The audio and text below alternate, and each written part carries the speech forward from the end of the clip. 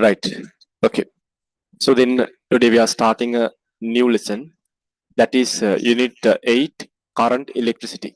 Put your main topic. Unit 7 Current Electricity. My plan is now I do some classes and we want to finish this as soon as possible because and we have Unit 7 magnetic field also to be discussed. If we can finish Unit 7 and Unit 8 by end of this month, I think then majority theory parts are covered. So then we can plan September month for the unit 10 and 11. I have done some sections in unit 10. So therefore we have some small sections to be discussed in September. Then we can plan completing the theory by the end of the September. So then September and October we can do lots of questions and we can finish these stories as soon as possible. That's the plan. That's the plan. So now this is the idea. So now today and tomorrow, and I cancelled all my 26 and 27 theory classes, and I thought of take 1 week and consecutively, and I thought of complete this lesson. So then we can have a kind of relax also since we have completed electricity, and we can practice more questions in our paper class final papers. So then we can include lots of questions in final papers. Then when we practice those papers also, we can get over exposure. And this week I'm not doing any past paper discussions. I'm allocating all the time for the unit 8 electricity completion. That's my target, right? If we can finish magnetic field also parallelly, then I think we can do a big thing in our paper classes. So we'll try our best to complete this unit 7 by the end of this week. That's our target, right? I will teach you electricity in deep by going with all the deep stories, by explaining everything properly. I will teach you electricity and magnetic field. I will teach you everything properly. Go to the main topic, current electricity. Current electricity.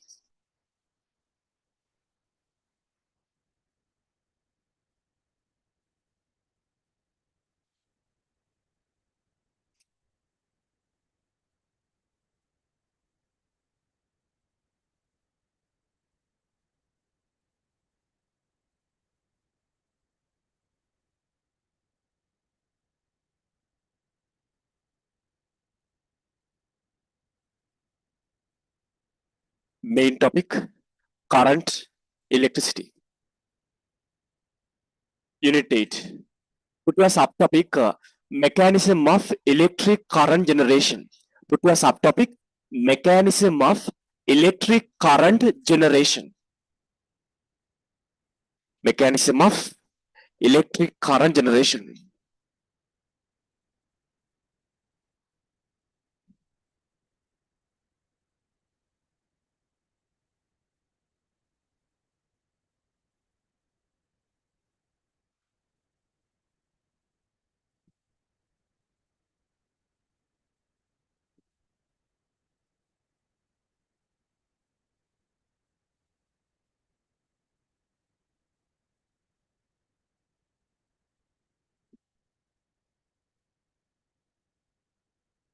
Now we are very familiar about charges.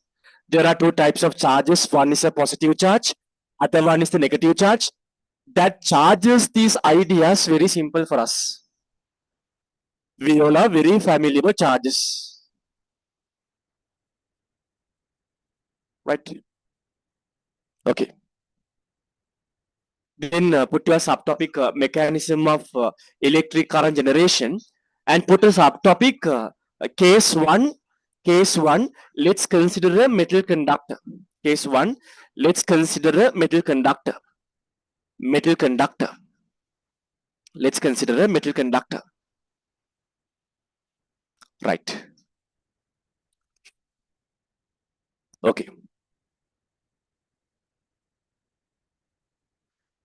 Now, first story, I will tell you that what do we call as current? What do we call as current? We know charges. There are two categories of charges. We can consider positive charges and negative charges. Charges. So we learned these charges in electrostatic fields. Positive charges and negative charges. So give me some examples for positive charges. The best example for positive charges are proton. The best example for positive charge is proton. So we can consider protons are positive charges. And negative charges, there are lots of negative charges, but the best example for a negative charge is electron. Electron. Negative charges, best example is electron. Protons and electrons. Now, under electrostatic fields, actually we were discussing about characteristics of charges when they were stationary. But under current electricity, we talk about characteristics of charges when they are under motion. For an example, you can consider when the set of electrons under motion. If not, when a set of protons under a motion, if they are moving in a particular direction, right? That movement of charges is what we call as current. Simply remember, current means what? The movement of charges. When the charges are under motion, that is what we call as a current. Okay. It's not compulsorily necessary to consider current as movement of electrons. It can be a movement, it can be motion of protons. It can be motions of positive charges. It can be motions of negative charges. Positive charges means you can tell that sodium plus is a positive ion. It's a positive charge. All the cations are positive charges. So when the cations flow in a certain direction, then we can tell that there is a current flowing in that direction. Just consider there's a set of sodium plus cations. There are sodium plus cations. Right? Sodium plus cations. These cations flow to the right side direction. Then we can tell that there is a current flowing. There's a current flowing. If not, you can consider motion of anions. They all are currents. Summary is very simple. When the charge is under motion, we call it as a current. That story is clear. That story is clear. There are positive charges, negative charges. Now we'll try to understand now when you consider let's consider a conductive material. The best example for a conductor is we can consider iron. If not, we can consider aluminium conductors. Kind of conductive material. If not, copper is the best example. The conductors. So we can consider aluminium, if not copper, if not iron. Copper, iron, ferrous. I'm going to consider a conductive material. Okay. If I consider conductive material,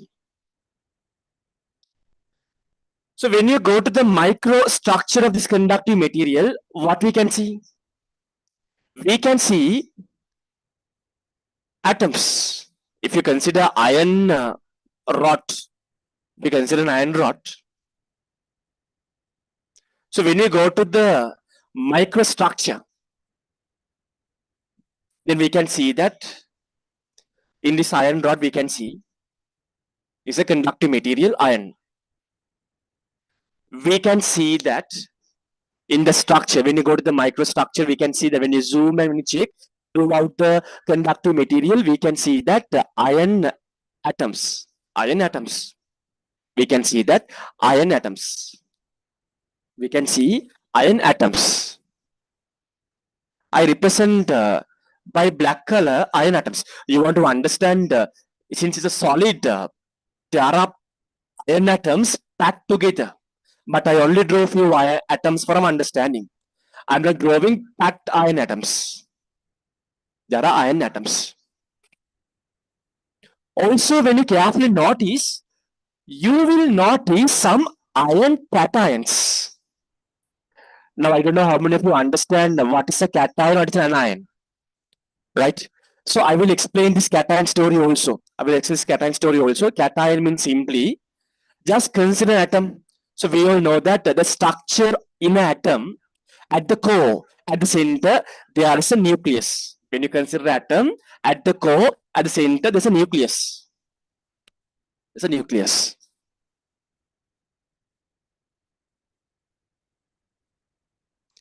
Already I explained in some theory classes. At the core, there's a nucleus. Right. I say this is the nucleus. When you consider one atom, and when you zoom that atom, and when you study the structure of that atom, at the core, there's a nucleus. Then you might have learned that in the nucleus, we can see the protons and neutrons. We can see the protons and neutrons in the nucleus. And also you might have learned that electrons are surrounded around this nucleus, and electrons are moving in different orbits. Electrons are moving in different orbits. If not, we can tell that electrons are at different energy levels. That story you might learn in chemistry. Electrons are moving at different energy levels. I'm not going to draw any energy level, but I draw the last energy level of this atom. There are lots of circular energy levels. Right, to understand, there are lots of circular energy levels. Right. So electrons are at the different locations. Electrons are at different energy levels. Likewise, if I do the last energy level, let's consider this as the last energy level. This is the last energy level. And let's say there are some electrons at the last energy level also. This is a kind of iron atom. Right? Inside the iron atom, let's say now what's happening now, we all know that when this conductor at the room temperature, when this conductor is at room temperature, it's a room temperature capital T. Room temperature capital T. So what happens? Some atoms in the iron rod, they absorb the heat due to the temperature capital T. And that heat is absorbed by some electrons, and those some electrons at the last energy level break the bond together with the nucleus. Right? In this iron rod, there are some iron atoms, not all the iron atoms. There are some iron atoms. They absorb the heat due to the temperature of the surrounding capital T. That heat gonna absorb by some electrons at the last energy level, and those electrons going to break the bond together with the nucleus. Going to break the bond together with the nucleus. Right? The bond together with the nucleus. Because we know that initially all these electrons were at their energy levels due to the attraction between electrons and the nucleus. Once this electron absorbs heat energy and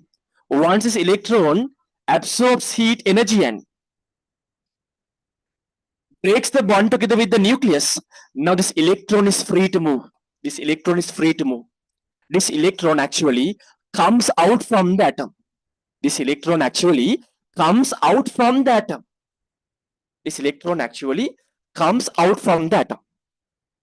Right? So normally we call that electron coming out from the atom by breaking the bond together with the nucleus. This electrons we call as the free electron. This electron we call as the free electron. This electron is free electron. As a result, okay, due to the temperature, some atoms absorbs heat energy. That heat energy gonna absorb by the electrons at the last energy level, and that electron going to break the bond together with the nucleus, and that electron comes out from the atom.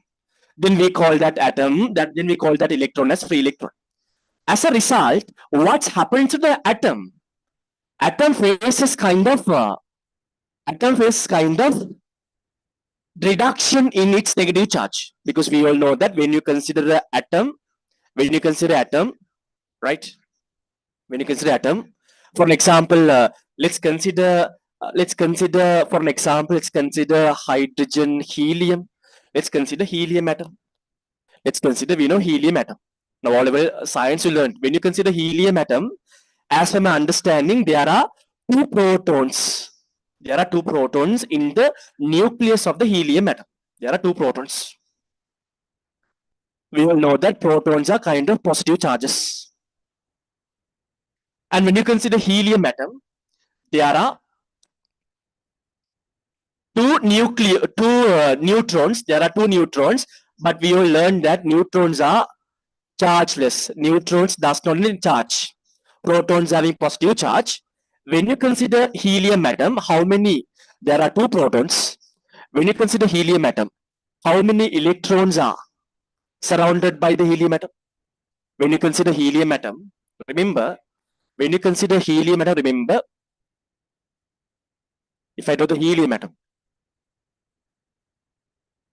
at the nucleus, remember,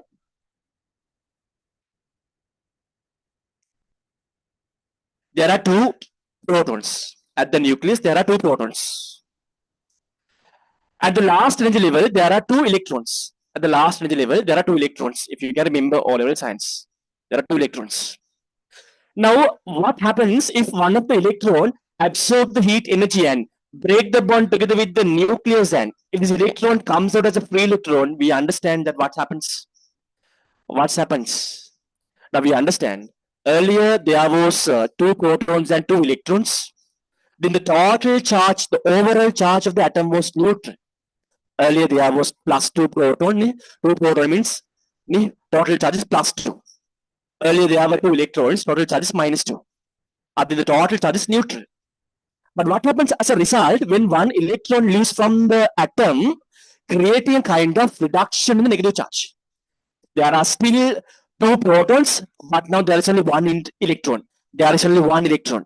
Then we understand that who is going to be dominant? Now the positive charge is going to be dominant. When you consider now this atom, we call it as a cation. We call it as a cation. Positive charge. This cation has a positive charge. That's the idea. Due to this electron moved as a free electron, there was a reduction in the negative charge. If not, positive charges are now dominant. The overall charge is positive. Then we call this atom as a cation, positive cation. Okay. Now I was explaining the story, right? What happens? I told you there are some atoms which absorbs heat and emits free electrons. As a result, there are some ion cations. As a result, there are some ion cations. There are some ions.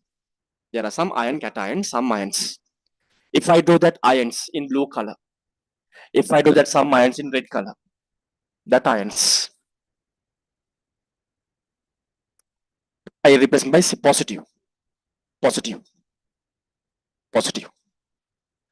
Then we can see that now we can see the atoms, ion atoms, and ion cations, and also we can see that some free electrons. There are many free electrons. There are free electrons, right? First of all, do this diagram. Do the diagram quickly. Do the diagram and mark this black color one is the atom. Mark this black color one as your atom. This black color one as your atom. And mark this red color as your cations, ion.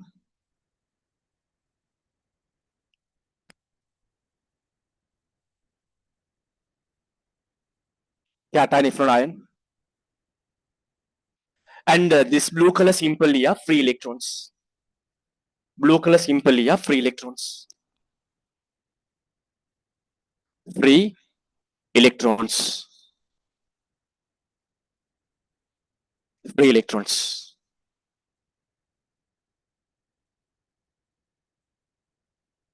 right? Once you finish writing, just raise your hands. Once you finish writing, just raise your hands. Very simple story. When you consider a metal rod, for an example, iron rod, when you go to the structure of the iron rod, we can see iron atoms, and we can see iron cations, and we can see some free electrons. So you want to understand iron atom only converted to cations and free electrons. That's to be explained, right? Once you finish, to raise your hands, and up to now everything is very clear, and up to now everything is very clear, and up now the story everything is very clear, and it's a story, a very simple story, very simple story. Finish writing, finish writing, right, right. Now what you do? Right.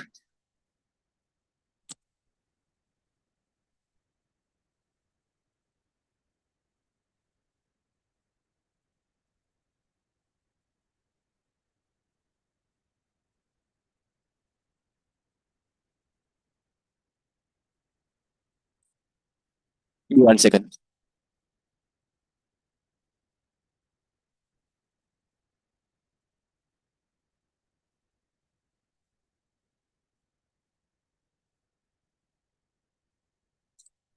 Write down. A point write down. Electrons in the last energy level of the metal atoms. Electrons in the last energy level of the metal atoms.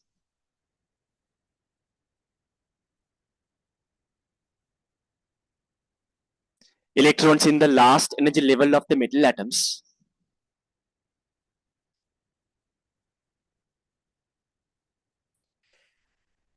escape from the attraction of nucleus.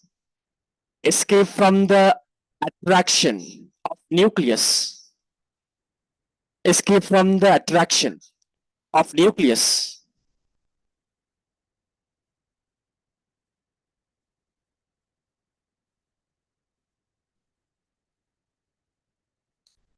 And behave as free electrons. And behave as free electrons. Now you want to understand how those electrons escape from that nuclear attraction by absorbing the heat, by breaking the bond. That story I don't give, but you can understand. Right? Highlight free electrons. Highlight free electrons. Highlight free electrons. Next point, write down. Next point. These free electrons move randomly. These free electrons move randomly in different directions. Randomly in different directions. Randomly in different directions. At very high speeds. At very high speeds. At very high speeds. At very high speeds. Depending on the temperature of the conductor. Depending on the temperature of the conductor. Depending on the temperature of the conductor. Now you know what are free electrons? At the certain temperature, these free electrons move in random directions with different high velocities. They move in random directions. Right? They move in random directions.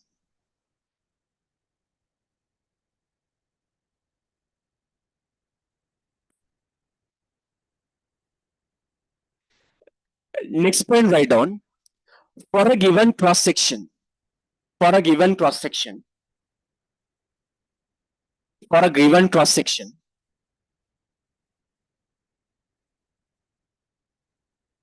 for a given cross section,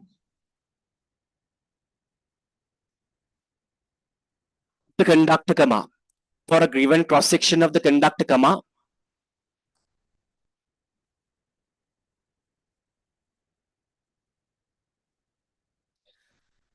the number of electrons flowing in one direction, the number of electrons flowing in one direction. The number of electrons flowing in one direction.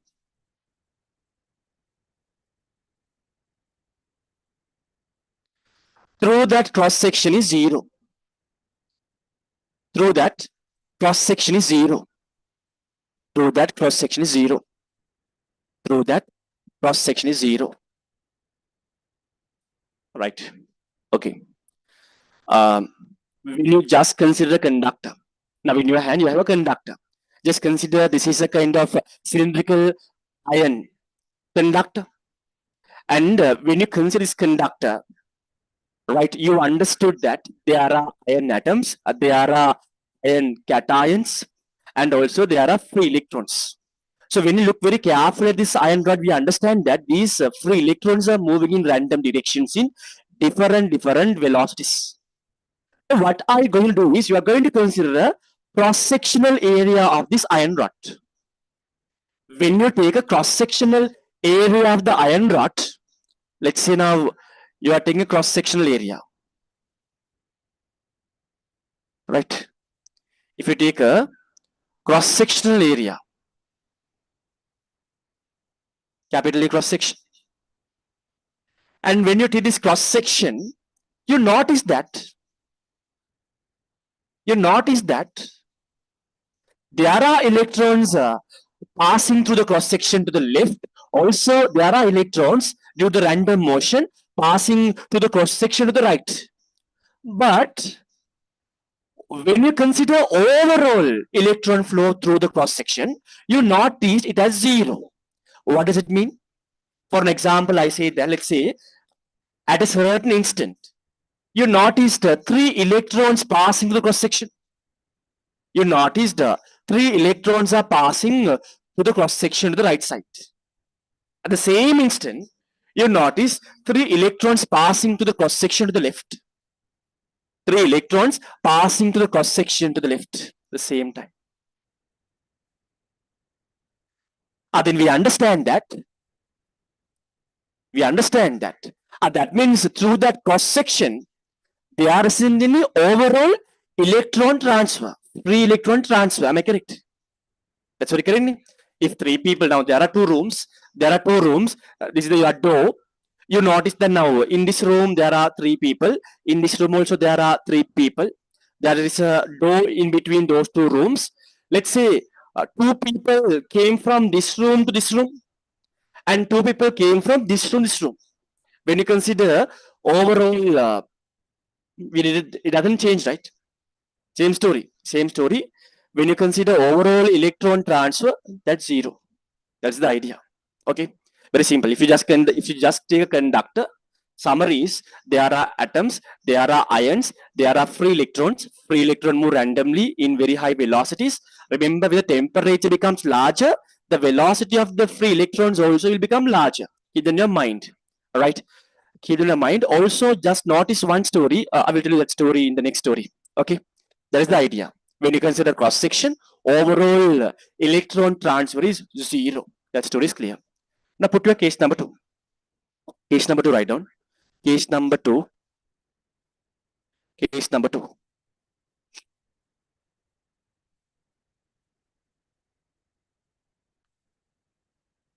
Write down.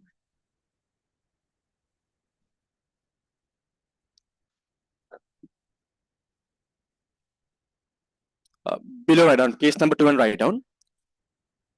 Now when a potential difference is applied between a terminal, write down.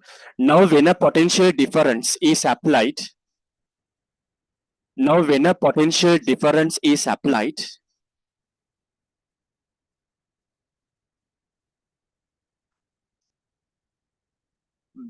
terminals, between the terminals,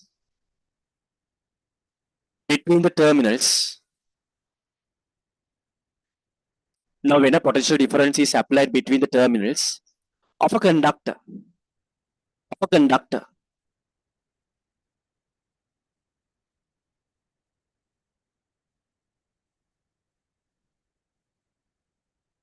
comma,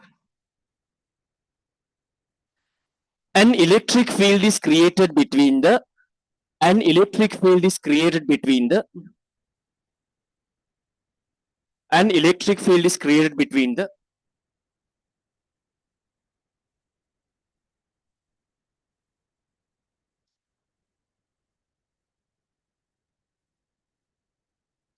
terminals of the conductor.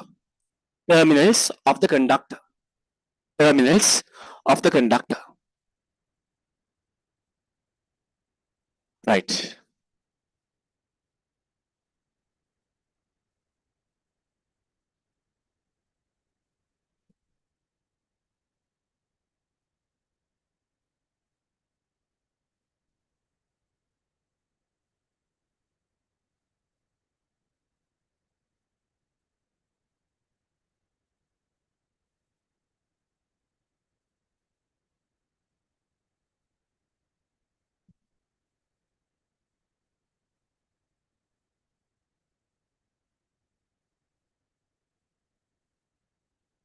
This is our cylindrical conductor.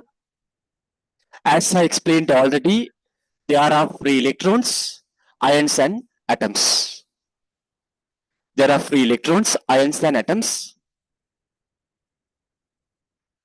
If I draw some atoms, I only draw very few atoms. If I draw some ions,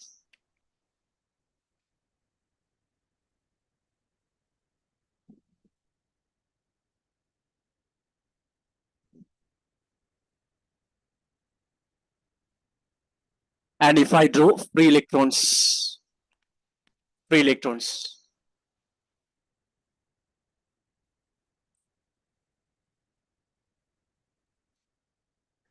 Now, before I explain that, when you just take a metal conductor, free electrons move in random directions with different velocities. Now, what I'm going to do is you're going to take the same conductor, but this time you are going to provide a potential difference between the terminals of the conductor. These are the terminals of the conductor. You are going to provide a potential difference. Now, you might be wondering how we can provide a potential difference. Normally, we provide potential difference by using a battery, right? You don't want to bother with the battery story, but since we have a kind of exposure with the electric field, we know what is potential. What is potential? What is potential difference? That stories we are very clear, right? Now you are applying a potential difference. You have applied a potential difference. This is the story between the terminals of the conductor. You applied a potential difference. The potential difference that you apply, let's say delta V, what would happen when you apply a potential difference between the terminals of the conductor? So whenever we apply a potential difference, there will be an electric field created through the conductive material. Now in this scenario, since we haven't applied any potential difference, there wasn't any electric field through the conductive material.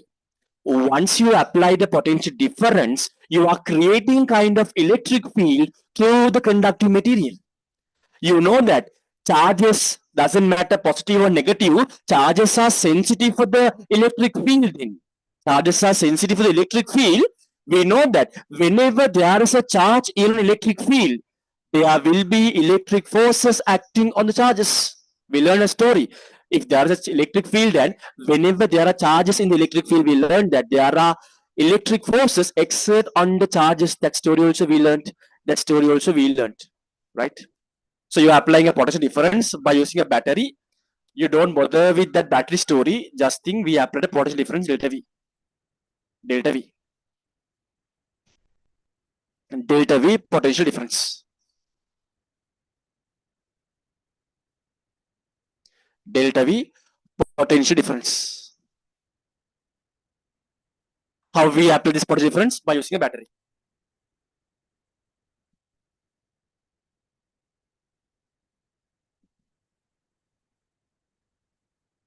By using a battery. Yesterday I started capacitors but could not explain because we should have a kind of good understanding about current. Now I started doing current story. Is the battery.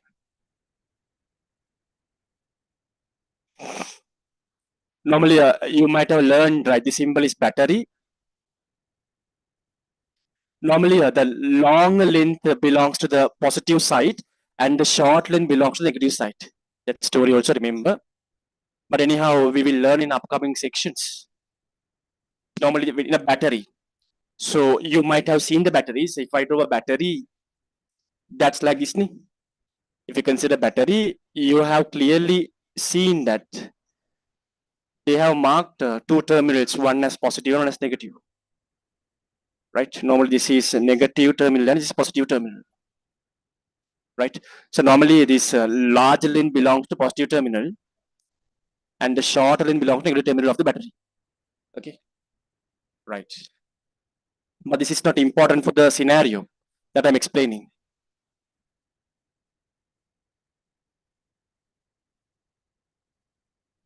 Right. Now what happens? So then understand since in the battery, this is the positive terminal. Just understand throughout this till the left side terminal of the conductor, remember, they all are positively charged. Since the left side positive terminal is connected to the left side, just understand this left side is positively charged. It's positively charged.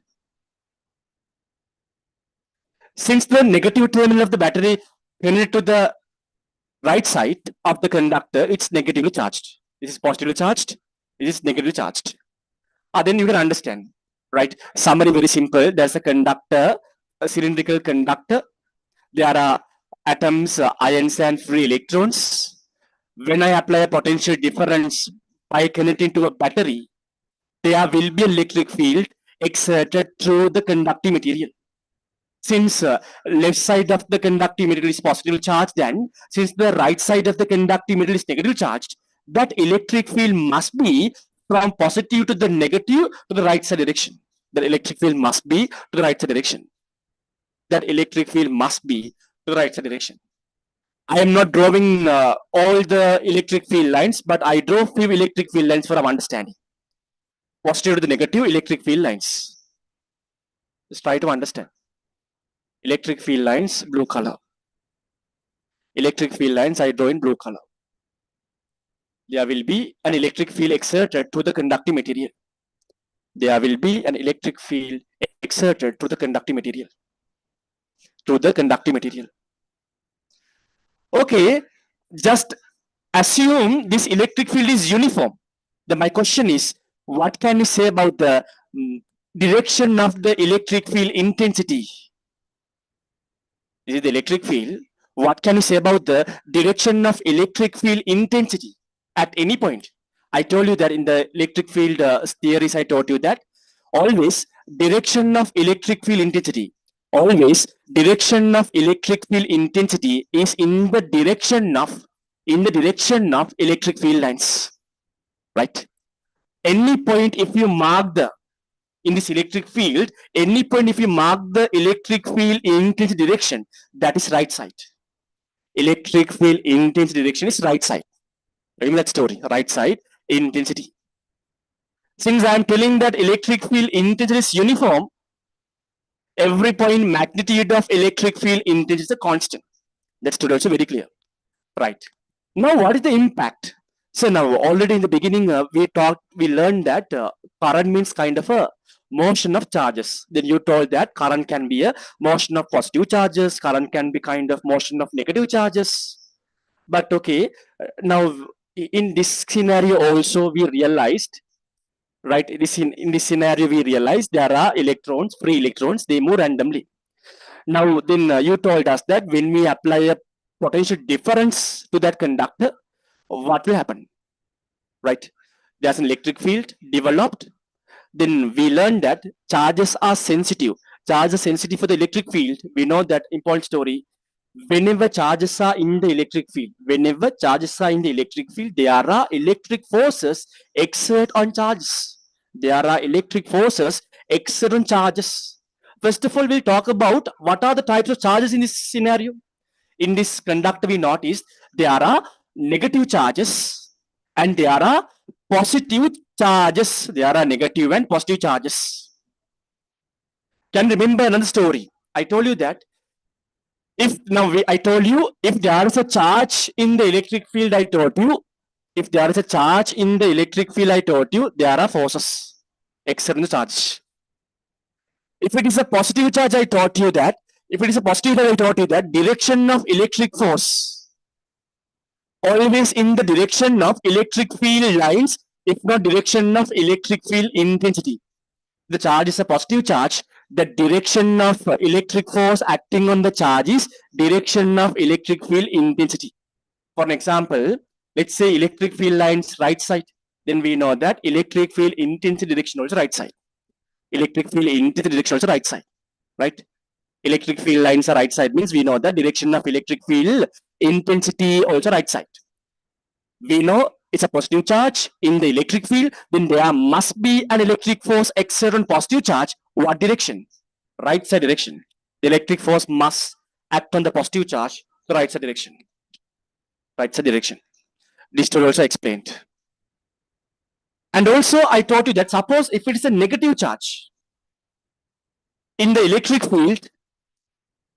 field lines are right side, electric field intensity is right side, then direction of electric force exerted on the negative charge must be opposite to the electric field lines, if not electric field intensity. This story, electric field story. This story is important. Then only we can understand the story, right? Then we understand, sir. Okay, there's an electric field. Positive and negative charges are there. We noticed since electrons are negative charges, there are electric forces exert on negative charges opposite to the direction of electric field lines, opposite to the direction of electric field intensity. Electric field intensity is right side. Electric forces exert on electrons, negative charges to the left side. Electric forces, left side. As a result, we notice that. As a result, we notice that these electrons. As a result, we notice that these electrons move to the left side direction from right side. We notice that this electron is moving from left side to the right side. Right? Fe, just mark Fe. But do you think that, okay, that's where I'll come. That's where I'll come. These electrons move to the left side. That story clear and up. Up to now, everything is very clear and up. That story, that idea, how many of you grab that idea? Negative charges, electric forces exert negative charges opposite to the electric field lines. Therefore, since there are forces acting on the electron left side, electrons are also moving left side direction. Raise your hands, how many we say, sir, in this conductor, there are positive charges also. Raise your hands, how many we say, since the positive charges are in the electric field, in this scenario, sir, these positive charges also should move. Hands up. Raise your hands, how many we say, the positive charges also should move. Hands up. They should move as per my understanding. As per my understanding, they should move. Hands up. Normal logic is, yeah, you learn that if there is a positive or negative charge, if it is in the electric field, there are electric forces on the charges, therefore they move. But remember, in order to move that, they should have a kind of clear road. They should have a kind of space to move, right? But in this case, you want to understand electrons when you're comparing with, okay, positive ion means basically an atom. Positive ion means basically an atom. If I go to the microstructure, if I go to the exact microstructure, like when I consider one portion, if I go to the exact microstructure, you want to understand. You want to understand the stories. The stories you want to understand properly.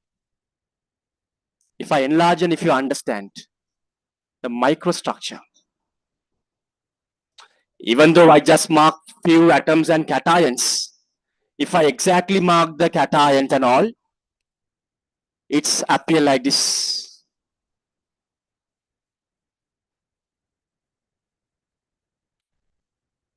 These are the atoms, black color one, red color one is cation.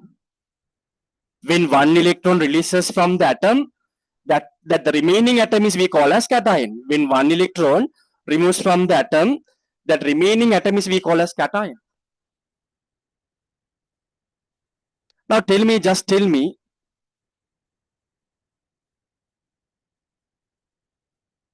do you think, do you think can this positive cation can move due to the electric force? I agree that there are electric forces acting on these positive charges. There is no doubt. Right? If I mark the direction of electric force acting on this positive ion, electric field is right side, electric field intensity is right side, therefore electric force acting on the positive ion is right side. The problem is,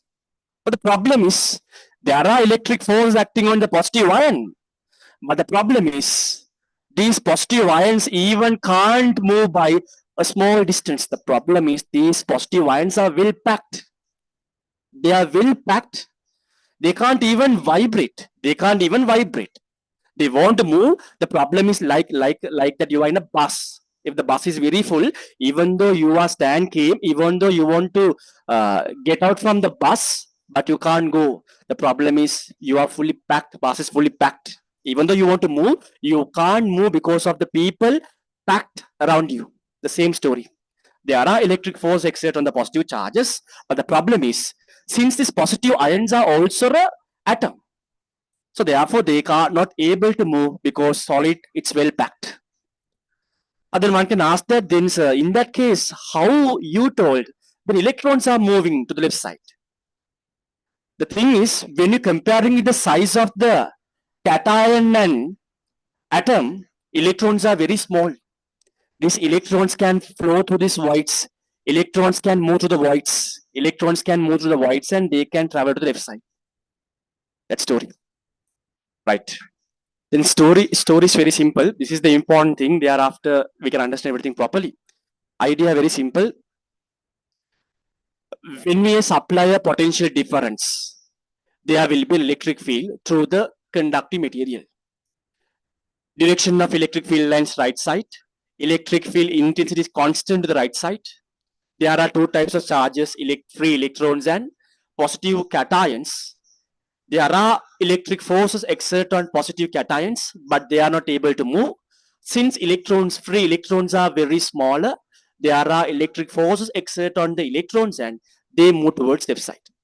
Now you can clearly identify a difference. See here, when you don't supply a potential difference, when there isn't any electric field through the conductive material, electrons were moving in random direction. Therefore, through a cross-sectional area, there wasn't any kind of a flow. Through a cross-section of the conductor, there wasn't any kind of electron flow. Through this cross-section area, there wasn't any electron flow. But now in the scenario, all these electrons are now not moving randomly. Now they all are moving to the left side direction as a flow. Now they all are moving to the left side direction as a flow. This flow is what we call as current. This flow is what we call as current. Once you finish drawing hands up, this story. Once you finish drawing this story, these diagrams and all, raise your hands. Just raise your hands.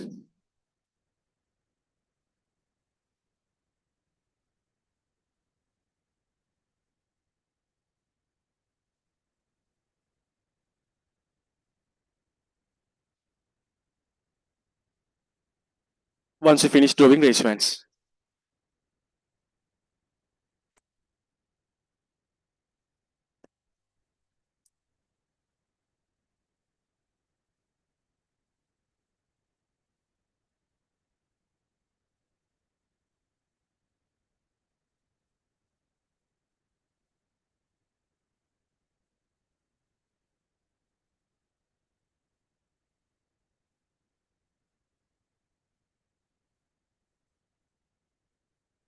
Finish writing, raise your hands.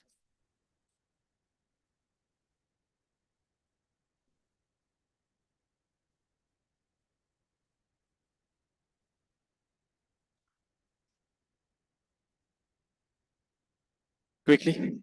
Everyone finished? Once you finished, raise your hands. Once you finished, raise your hands.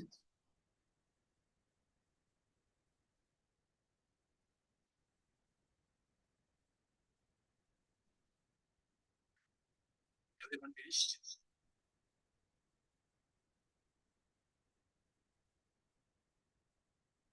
Done, right? Okay. In next point, write down. Next point. The electric field creates an electric force on the free electrons. The electric field creates an electric force on the free electrons.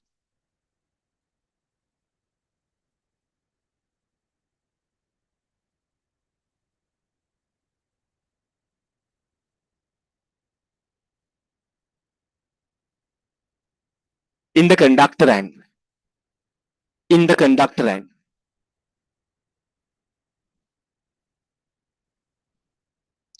These electrons, sorry, these free electrons start to move against electric field. These free electrons start to move against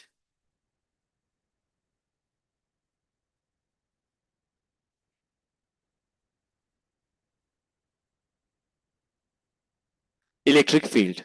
Full stop.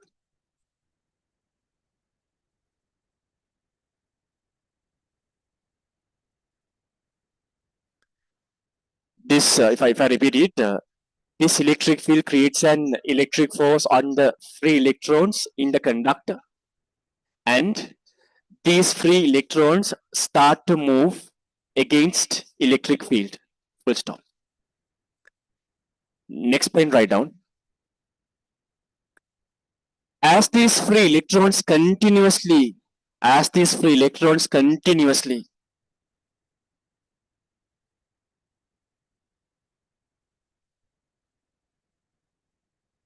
as these free electrons continuously collide with metal atoms and ions, collide with metal atoms and ions, comma, they can be considered that, they can be considered that, they can be considered that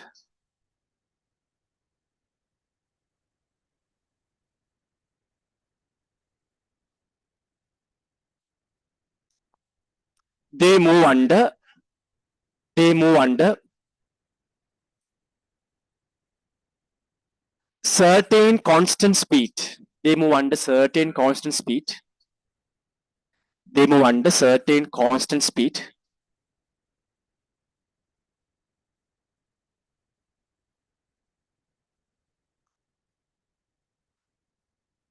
Although they are accelerated.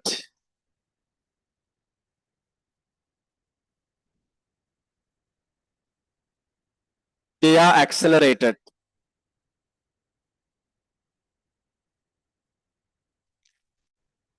in the electric field. In the electric field. Right. But that story also will clear it. Then the explanation is completed. Then we can go to the definition of current. Now, some people might have an idea, sir. Right, we understood these positive charges, they won't move due to the not sufficient space.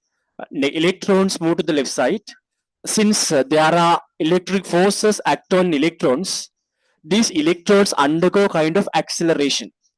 The thing is, remember, these electrons, even though there are forces acting on the electrons, these electrons, overall, when you consider overall motion, these electrons won't accelerate. The reason is,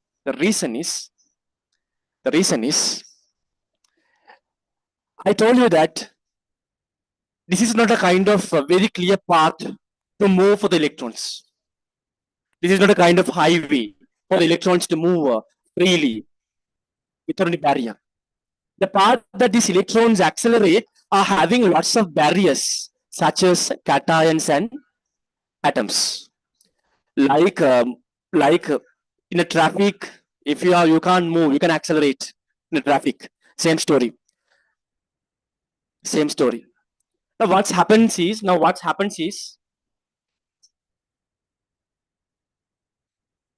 just consider one free electron and just try to understand what happens to that free electron.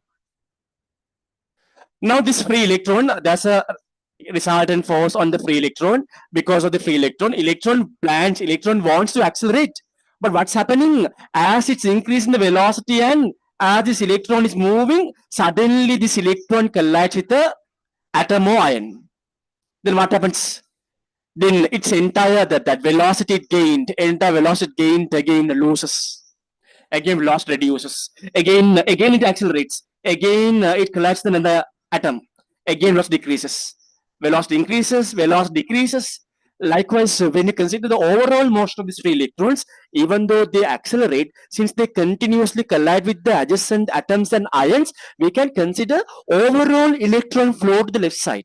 We can consider overall electron flow to the left side as a constant velocity flow, constant speed. They are all moving under constant speed. Do you understand? Right? One is coming like this, suddenly colliding, velocity changes, path changes, again velocity is reduced, again velocity is increasing, decreasing. Overall, when you consider the electron flow, it's a kind of a constant velocity flow, if not a constant speed flow. That's the story. That story also explained. I think that's enough. The story is enough. Enough. Now put a subtopic current. Now put a subtopic current. Subtopic is current. Red color and write down. Definition. The symbol is capital I. Current symbol is capital I. Red color and definition. The rate of flow of charges. The rate of flow of charges. The rate of flow of charges. Inside the bracket, positive or negative charges. Inside the bracket, positive or negative charges, close the bracket. Across the cross section of a conductor, the rate of flow of charges, inside the bracket, positive or negative charges, close the bracket. Across the cross section of a conductor, across the cross section of a conductor,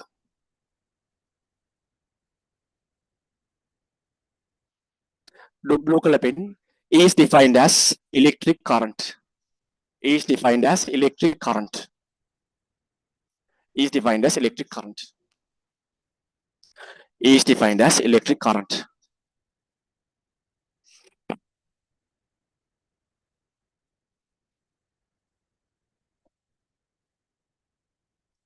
Next pen right down. Normally, when you consider most of the applications, the flow, the current means, remember, flow of any charges. It can be positive, it can be negative, it can be flow of protons, flow of sodium cations, flow of ion cations.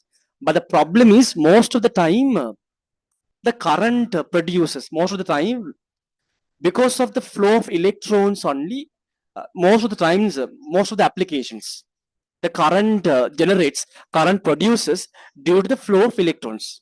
So that's why some people think that current means always the flow of electrons. That's wrong. Current can be flow of protons also. But in our most of the applications surrounded by us, all those cases, electrons are flowing. So therefore, we fixed our mind that current means flow of electrons, right? Next pen write down. Most of the cases, comma, flow of electrons considered as the current. Most of the cases, comma, flow of electrons considered as the current. Considered as the current, right? But you want to understand, current means flow of any charges. Exact definition is rather than telling flow of charges, the rate of flow of charges. I will tell you what's that story of rate. Current means actually the rate of flow of charges. I will tell that story, but currently just remember, current means a kind of flow of charges. It can be positive, negative, any flow of charges, right? Little by little, we'll convert that idea into current means flow of electrons in upcoming stories. Okay. Next pen write down. In order to flow current, in order to flow current, comma, there must be two conditions. There must be two conditions. There must be two conditions. Number one, write down. There must be free charges. There must be free charges. Like free electrons, there must be free charges. Number one, there must be free charges.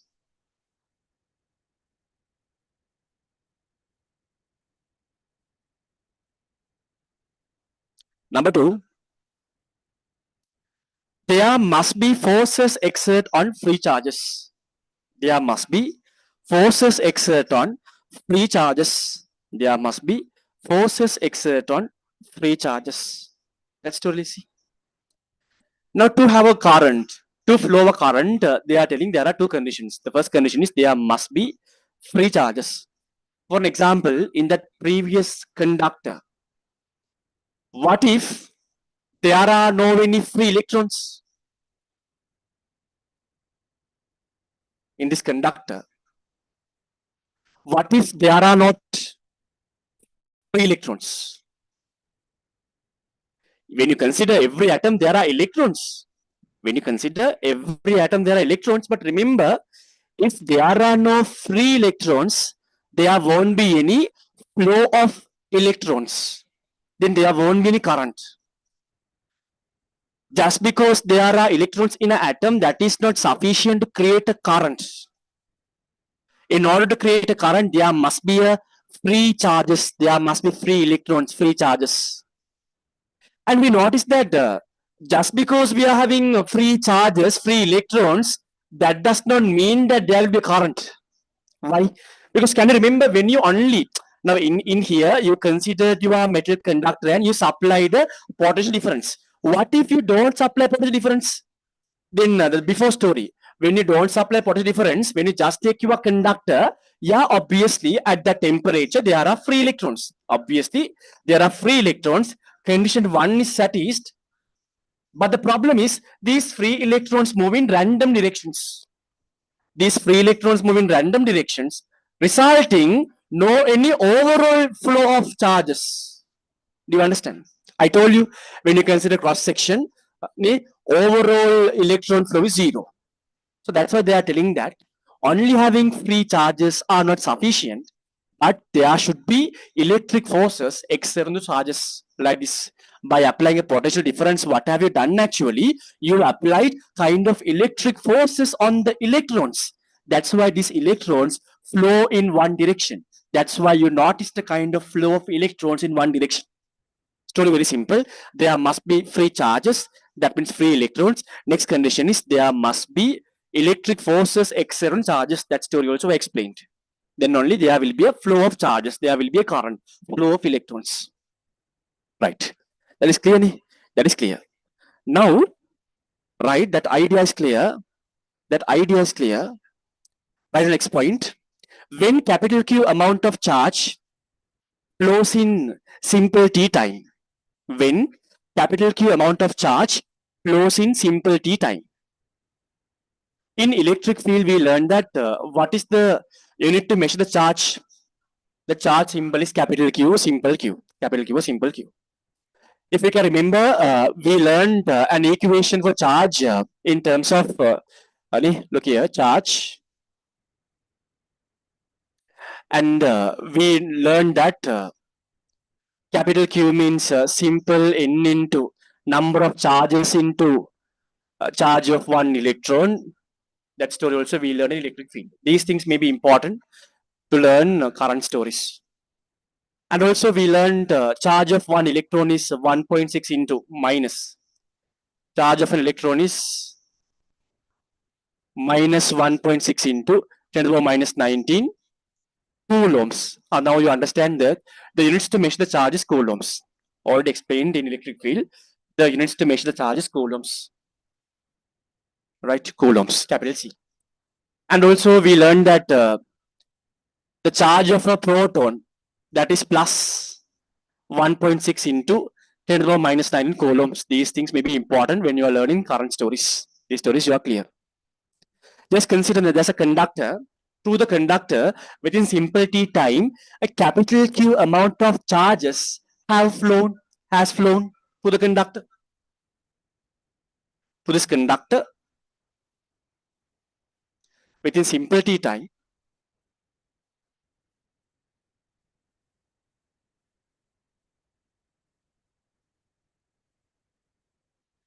just consider capital Q amount of charge has flown within simple t time. What is the definition of current? Just go to the definition. I define current as rate of flow of charges. Rate of charges. Rate of charges. Whenever the term comes rate, it always links with the time. What is mass flow rate? Mass flow rate. Rate of mass. Rate of mass. What is volume flow rate? Rate of volume. Rate of mass means what? Mass over time simple t. Rate of volume means what? Volume over time. Now, current is defined as rate of flow of charge. What is that? Whenever the term comes rate, it always links with time. Current means what? Current means what? If the within simple t time through this conductor, if capital Q charge has flown within simple t time, if capital Q charge has flown to this conductor, to this cross-sectional area, when you consider 1 second, when you consider unit time, the amount of charge flown through the conductor. When you consider simple t time, capital Q amount of charges have flown through the conductor. When you consider 1 second, a unit time, the amount of charge flown is what we defined as current. 5 chocolates, 10 rupees. Sorry, for example, 5 chocolates, 10 rupees. 1 chocolate, how you find? 5 chocolates. 5 chocolates, 10 rupees. 1 chocolate, how much? 10 over 5. 1 chocolate, we all know, 10 over 5. Within simple t time, if capital Q amount of charges have flown through the conductor, when you consider 1 second, what is the total charge traveled? How do you find that? You divide capital Q by the time. 10 over 5, like 10 over 5, capital Q over T. This is what we defined as current. This is what we defined as current. Right? Current means what? Rate of charge. Rate of charge. Rate of mass means what? Mass over time. Rate of volume means volume over time. Rate of charge means charge over time. Same story, charge over time. Then I can write an equation for the charge. Sorry, I can write the equation for the current. Current means what? Simply, current means total charge over total time. Current means what? Total charge over total time. Right? You can write down. Current means what? Current means we can write on the equation. Current equals total charge. Total charge flow through a cross section. Total charge flown through a cross section over a total time, if not time. So then we can write down capital Q equals, capital I equals total charge is capital Q, time taken is simple t. But this is the equation, but when we apply to questions, normally we substitute Q. I equals Q over T, this is the equation, but we used to remember this equation as Q equals IT. Q equals IT. IT means we all know. IT means what? Computer. IT, Q equals IT. This story. Then shall we quickly find the units of current? We know capital Q means charge. Charge measured in coulombs, capital C. Time measured in seconds, simple is. Then the units of current going to be coulombs per second. Remember, coulombs per second is what we call as ampere. The units of current is coulombs per second, if not ampere capital E. Ampere capital E. Ampere capital E. Now write these stories quickly. Ampere capital E. Ampere capital E.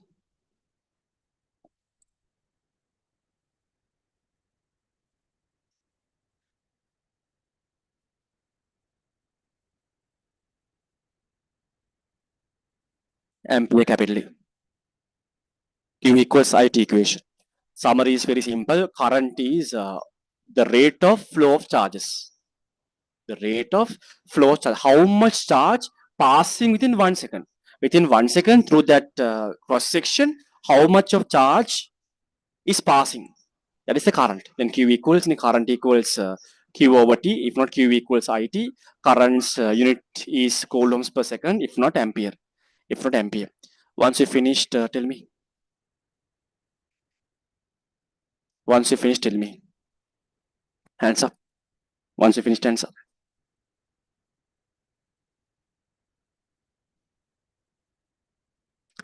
Once you finish, hands up.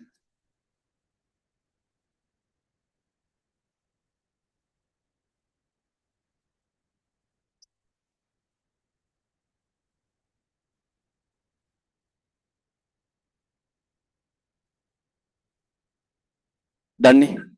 Finished. Then write down the units of current coulombs per second slash capital A ampere. Ampere. Ampere. Remember, current is a scalar. Next point, write down current is a scalar. Current is a scalar. Next point, current is a scalar. Current is a scalar. Right? Okay. Right? I hope that you guys wrote these important stories. Q equals any equation. These stories, I think, might be important. I hope you guys wrote these stories also. Right. Then we understood current. I think now you are very clear how current passes through a conductor. Why current is only passing through a conductor? Why current is not passing through a insulator like plastic rod? The reason is comparing with the number of free electrons in the conductor. When you compare free electrons in a plastic, very less. If there are no free electrons, I told you the condition. The condition to flow of current is there must be free electrons, there must be a electric force acting on the charges. When you consider plastic, rubber, the number of free electrons are very less. In that case, no free electrons means no charge to flow. That is the idea. That is the idea. Right? That is the idea. Okay. Right. Put your topic, subtopic, charge density. Charge density. Charge density. Write down. Now here we talk about current density and charge density as two different stories. Charge density. Just write down definition, write down. Charge density, write down. A different color pen. The number of charges per unit volume. The number of charges per unit volume. The number of charges per unit volume.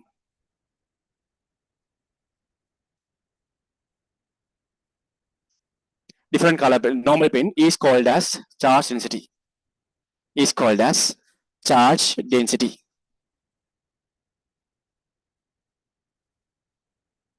Is called as charge density.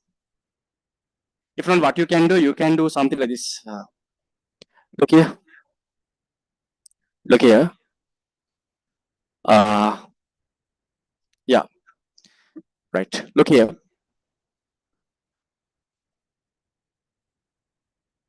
Look here. This story. Now, charge density means what?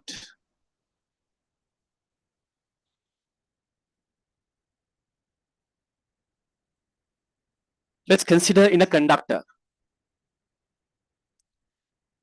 There are charges. There are simple in number of charges in this conductor. There are simple number of charges. For example, when you consider like free electrons, not compulsory to be free electrons, it can be any charges. Let's say there are simple in number of electrons, simple in number of free electrons, simple in number of charges, free charges in this conductor. And when you measure the total volume of this conductor, total volume is capital V, right? When you consider capital V volume of the conductor, the total number of free charges simple in, right? What is the idea? When you consider entire volume, when you consider capital V volume of the conductor, total number of free charges, that is simple in. Charge density means when you consider unit volume, the number of free charges. Let's say 5 meter cube volume, there are 10 electrons. When you consider 5 meter cube volume, 10 electrons. When you consider 1 meter cube volume, how many number of electrons are there? That is what we call as charge density. Simply within 1 meter cube volume, within unit volume, the number of charges, number of free charges. For capital V volume, there are simple number of free charges. When you consider 1 meter cube volume, what is the number of free charges? How do you get that? Simple N over simple V. This is what we call as charge density. This is what we call as charge density. Density. Right? Density. So then write down charge density means, so you want to know these stories. Charge density means write down total number of charge over total volume. Charge density means total number of charge over total charge density means total number of charge over total volume. Charge density means total number of charge over total volume.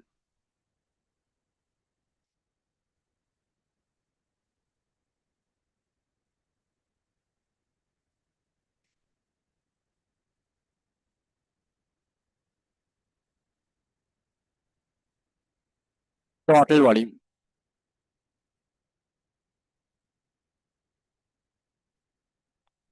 Right? I know this story.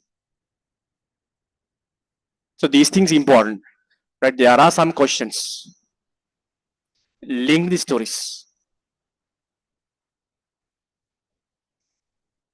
Just highlight.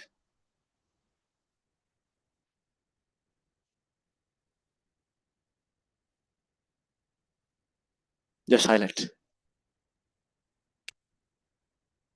Then what should be the units of charge density?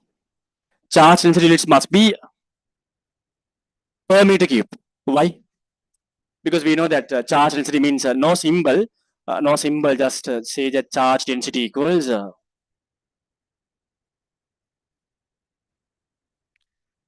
simple N over capital V.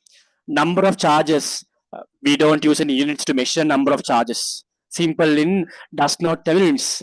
What is the units of volume? Meter cube. The units of volume going to be meter cube. Then remember, the units of charge density going to be per meter cube. The units of charge density is going to be per meter cube. It's going to be per meter cube. Per meter cube. Per meter cube units. Write down the units of charge density is per meter cube. The units of charge density is per meter cube. Right. Then we understood what is current, what is charge density. Now we'll do one sample question. We'll do sample questions. Write down. In a conductor, write down sample question 1. In a conductor, 15 electrons are moving to the right side direction. In a conductor, 15 electrons are moving to the right side direction.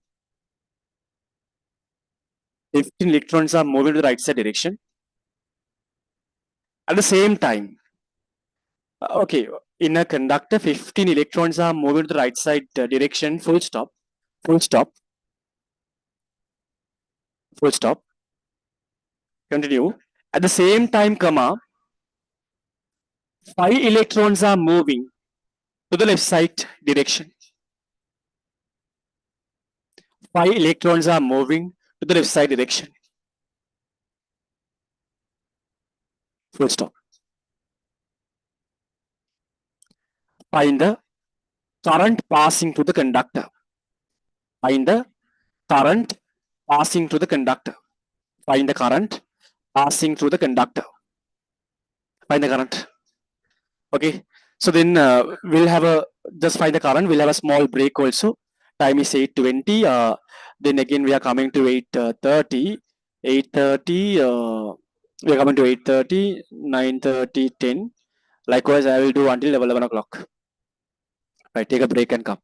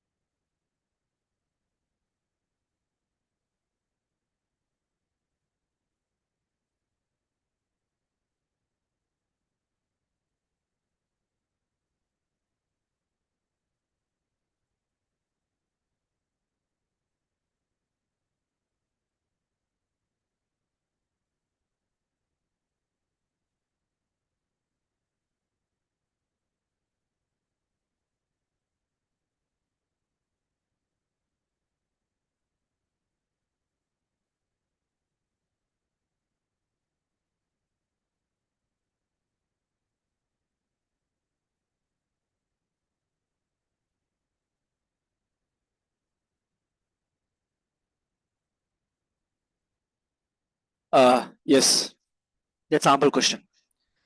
The sample question they are telling current. Sorry, they are telling in a conductor, 15 electrons are moving to the right side direction. At the same time, 5 electrons are moving to the left side direction. When within 5 seconds, they are asking us to find the current. So we know the equation for current if I understand what they have mentioned properly.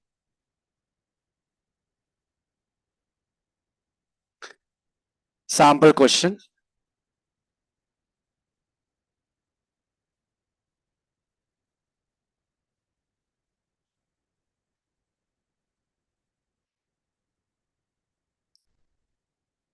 Five electrons are passing to the right side.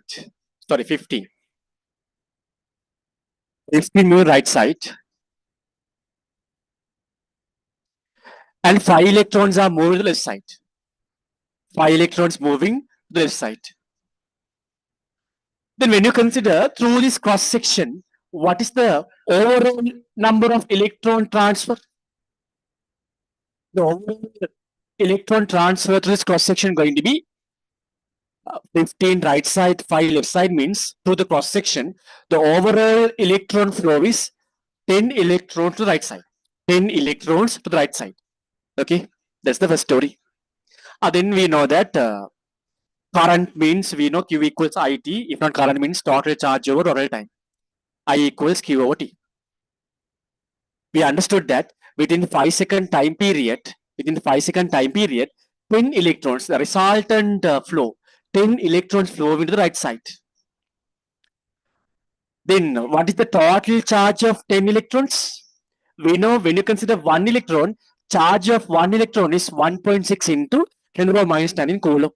If there are 10 electrons, if not, you can write down Q as Ne. You can write down Q as Ne over simple T. Then you can do substitution. You can write down current as simply means total number of charges that is equal to 10.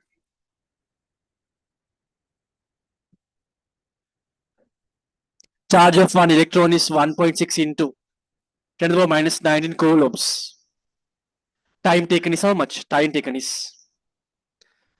going to be 5 seconds. Then you can find the answer.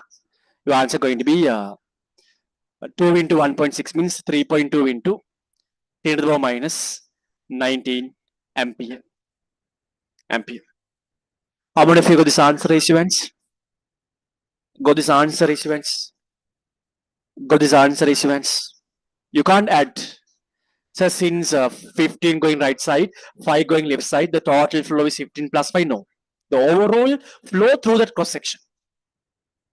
Then put your subtopic. Now we discussed about current. Now we know what is charge density. There is another physical quantity named as current density. Current density. Put a subtopic. Current density. Current density. Different color pen write down. The symbol is current density symbol is capital G. Current density is capital G.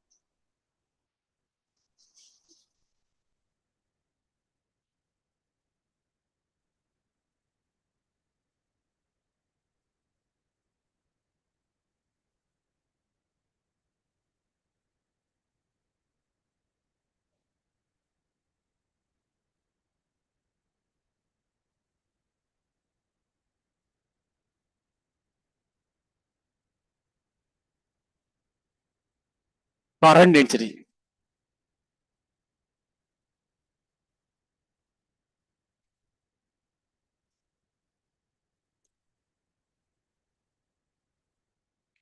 Symbol capital G. Write down. Amount of current flow through a unit cross-sectional area. Amount of current flow through a unit cross-sectional area.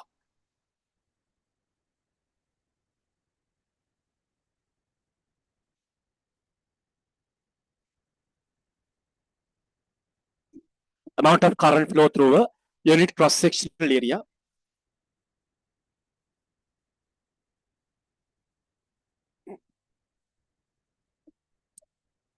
normal plane is called as current density.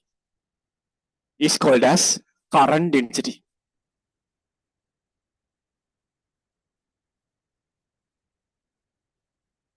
Just consider in this conductor through the capital A cross-sectional area. This capital A cross-sectional area, the current passing through the conductor. Let's say capital I for an example. Current passing to the conductor through the capital A cross-sectional area is current passing to the conductor through the capital A cross-sectional area is capital I. So then again, same story. Within the capital A cross-sectional area, through capital A cross-sectional area, the current is capital I. When you consider unit cross-sectional area, the current flow, current over area. This is what we defined as current density. Remember, current density means current per unit cross-sectional area. So write down the equation. Current density means J equals current over cross-sectional area. This equation.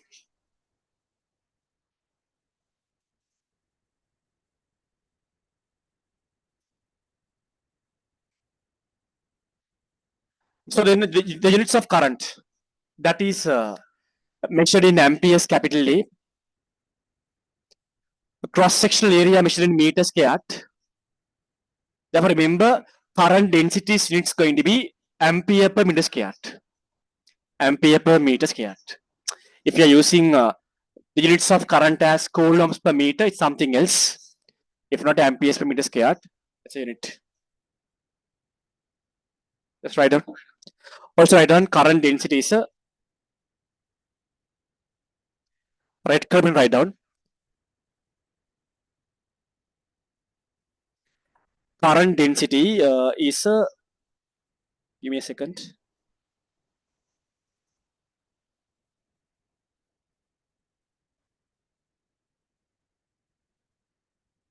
Write these stories.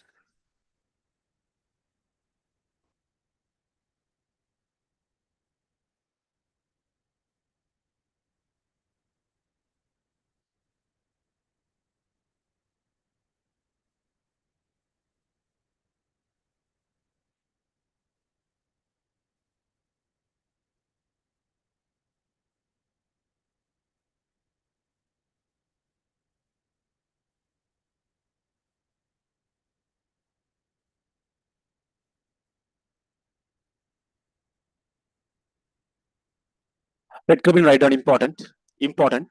Current density is a vector. Current density is a vector.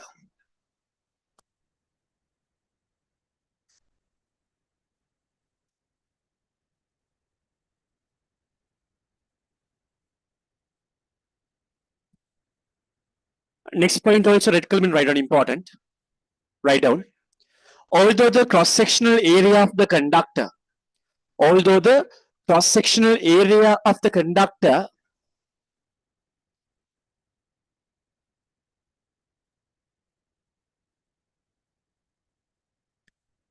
varies continuously,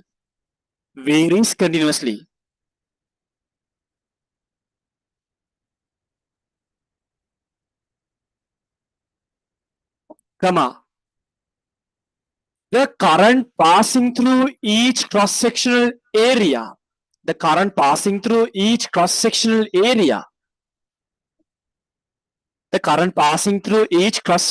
area,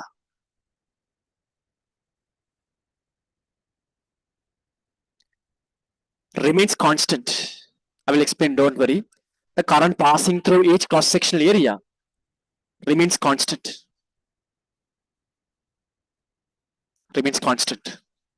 Full stop. Continue. But current density varies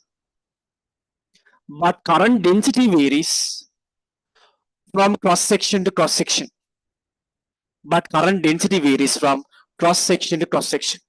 Look here, this story. Now, all the previous examples I considered a uniform conductive cylinder. When you consider this conductive cylinder, they all have uniform cross-sectional area. So we can consider current passes through uniform cross-sectional area in the previous stories. What if a current passing through a conductor, but that conductor's cross-sectional area is not uniform? For an example, let's take a conductor like this. Just a conductor, its cross-sectional area is varying as below. Right? Then if I consider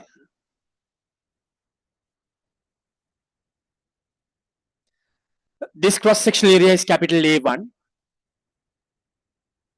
this cross-sectional area is A1.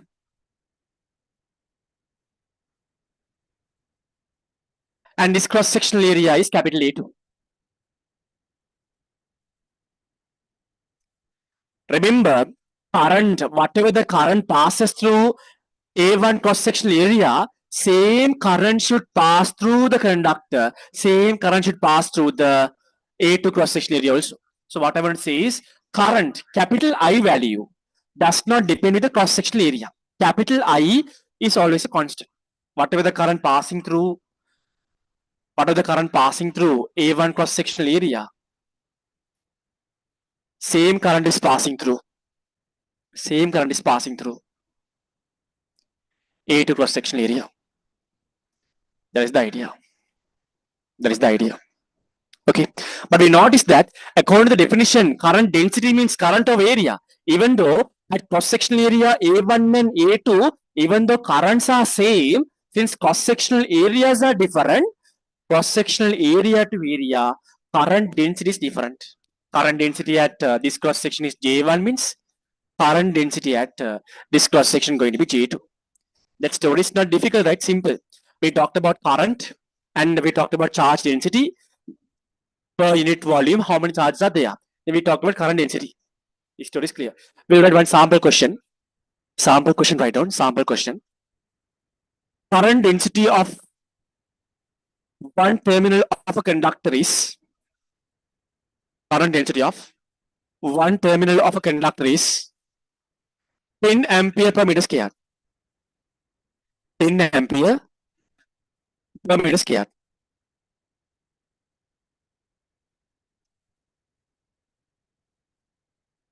Full stop. If the cross-sectional area is 15 meters square, if the cross-sectional area equals 15 meters square,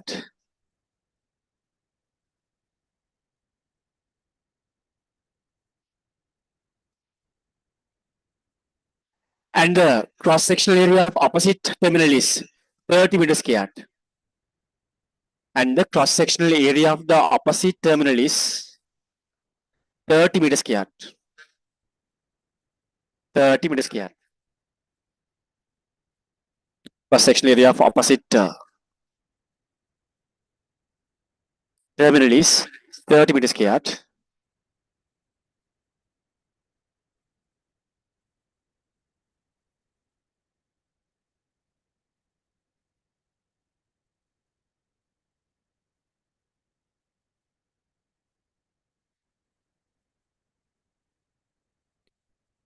Comma, find the current density at the other end.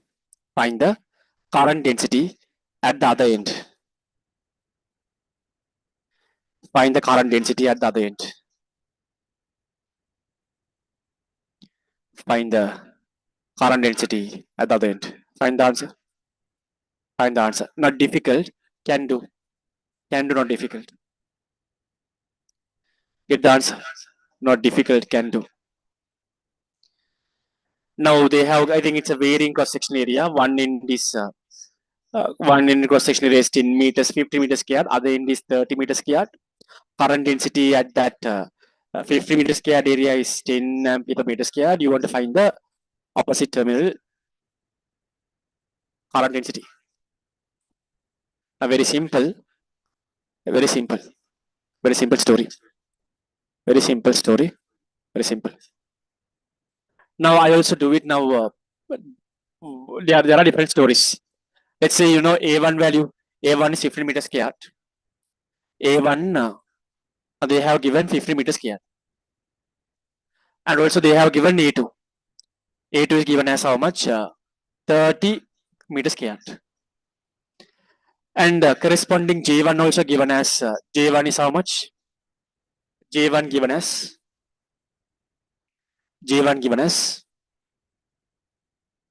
10 ampere per meter squared. 10 ampere per meter squared. And they are asking us to find the J2. We want to find J2.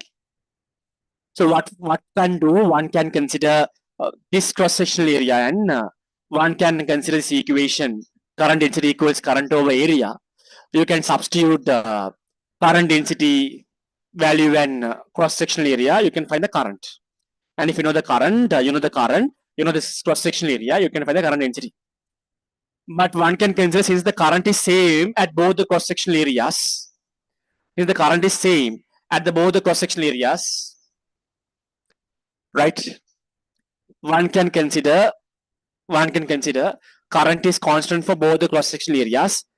One can tell that current density is going to be proportional to the inverse proportional to the cross-sectional area. And then if I follow this cross proportionality, if I follow the proportionality, sir, I can get like this. I can get that current density at this cross-sectional area is 10, proportional to cross-sectional area is 15, proportionality 1. And when I apply this proportionally for this cross-sectional area, I want to find the current density, that is J2, cross-sectional area is 30. J2, cross-sectional area is 30, 1 over 30. So when you simplify, you will get the answer. That's the idea. If you divide J2 over J1, your answer going to be simply J2 over J1, that means J2 over 10, must be equal to 15 over 30. Somehow you are getting your answer as how much? Your answer is going to be, it's 5 ampere per meter square. That is the idea. That is the idea. Okay. Right. Okay, subtopic. Variation of current density. The subtopic. Variation of current density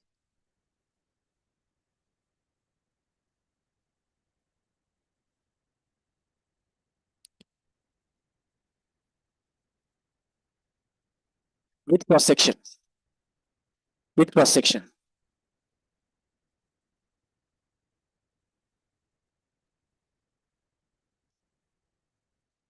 Let us put your topic: variation of current density with cross section.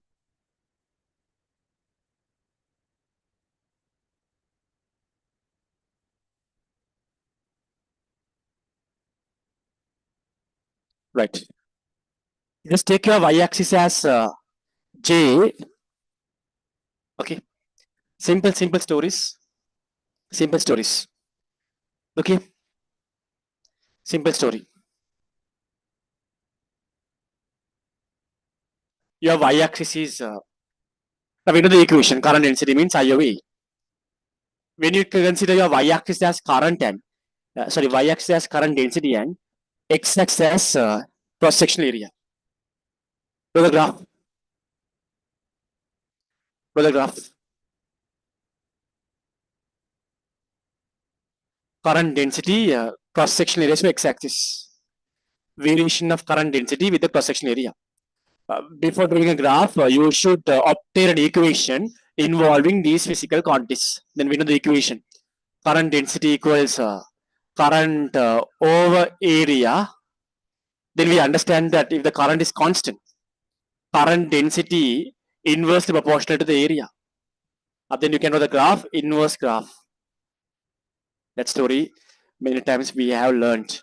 And when you consider you have x-axis as one away rather than x-axis A, if you draw x-axis as one away, reciprocal of the cross-section area. The same equation. Same y-axis, JJ current density, x-axis here one away now. Now what you can do, same equation. Current density equals current over area. That means current into one away. current 1 over A. Our y-axis is going to be J, x-axis is going to be 1 over A. This is y-axis, right? J. 1 over A is my x-axis. 1 over A is my x-axis. This is simple x. This is simple x. My answer is going to be y equals mx graph. Y equals mx graph. If I draw y equals mx graph, story done. Done. Simple stories. Now put to the main topic. Setting a potential difference across a conductor. Now put a subtopic. I think just raise your hands. These stories are crystal clear and every point we learned so far. Very clear answer. Everything is very clear answer. Everything is very clear answer. It's very clear. Very simple. And very simple. Okay. Right. Finished writing answer. Everything is finished answer. Once you finished writing, raise your hands. Finished answer. Finished answer. Somehow I will finish this current within this week.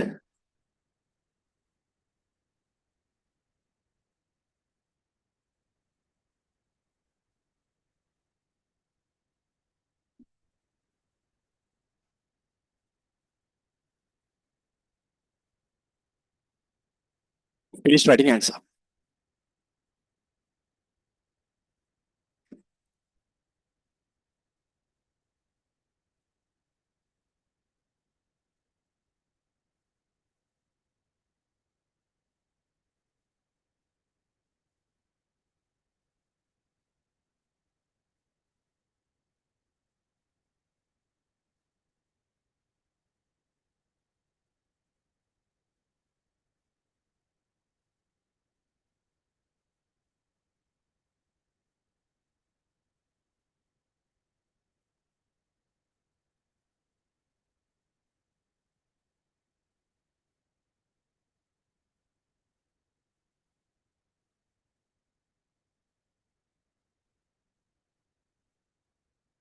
Right.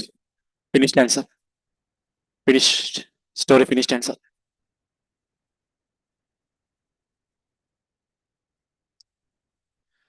Finished. Now put your main topic. Setting a potential difference across a conductor. Already that story I explained here, but it's okay. The subtopic, setting a potential difference across a conductor. Right. This is also important. Important stories. Write down a point. Another subtopic, write down a point. Okay. Topic is setting a potential difference across a conductor. That is the topic. Under that, write down first point. When potential difference is applied across a conductor. When potential difference is applied across a conductor. When potential difference is applied across a conductor.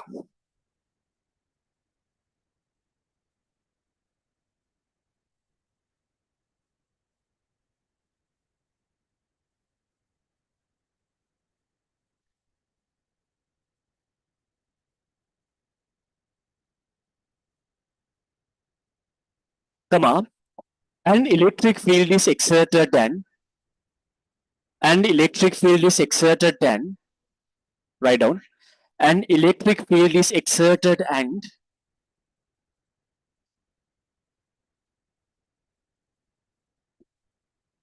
that creates forces on charges that creates forces on charges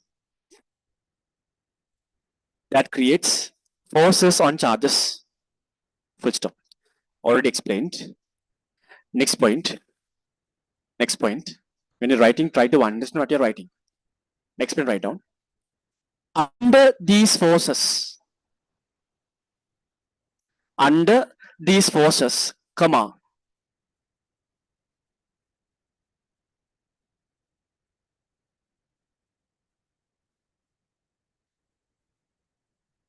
under these forces, comma, the positive charges move in the direction. The positive charges move in the direction of the electric field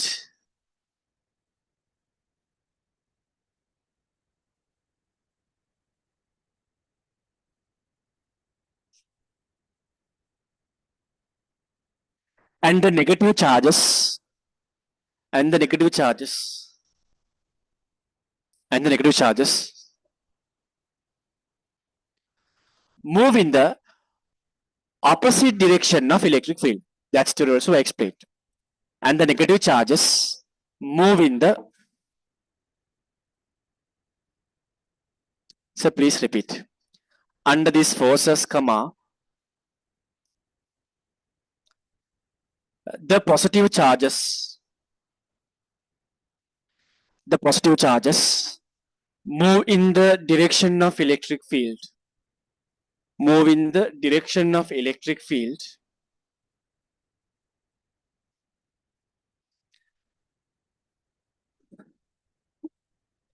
And the negative charges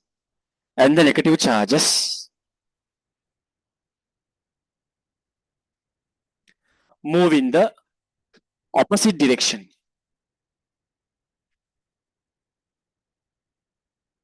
Move in the opposite direction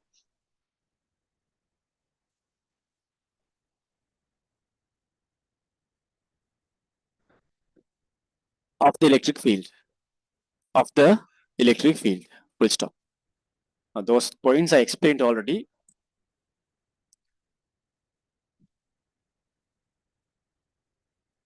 Right. Okay, look here. I will tell you the important 2 points. Look here. Now, a very simple story. Very simple story. Look here. It's a very simple story. Right? A very simple story. Look here. Now, the problem is current is flow of charges, no issue. Current can be happen due to flow of positive charges. Current can be flow due to the flow of negative charges. Now that's where the problem. Now some people had a problem. What is the exact direction of current? Okay, I will tell you. The story. Very carefully. Now this story I already explained. Not going that much big explanation, but electric field. Look here. Electric field. Roughly explain.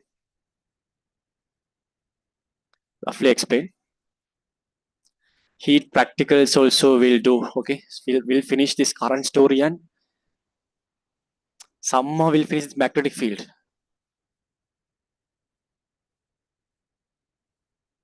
So then, right.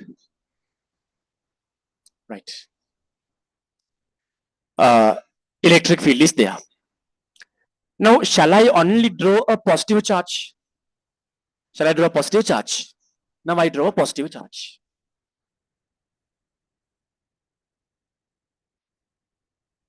And also, I'll draw a negative charge also.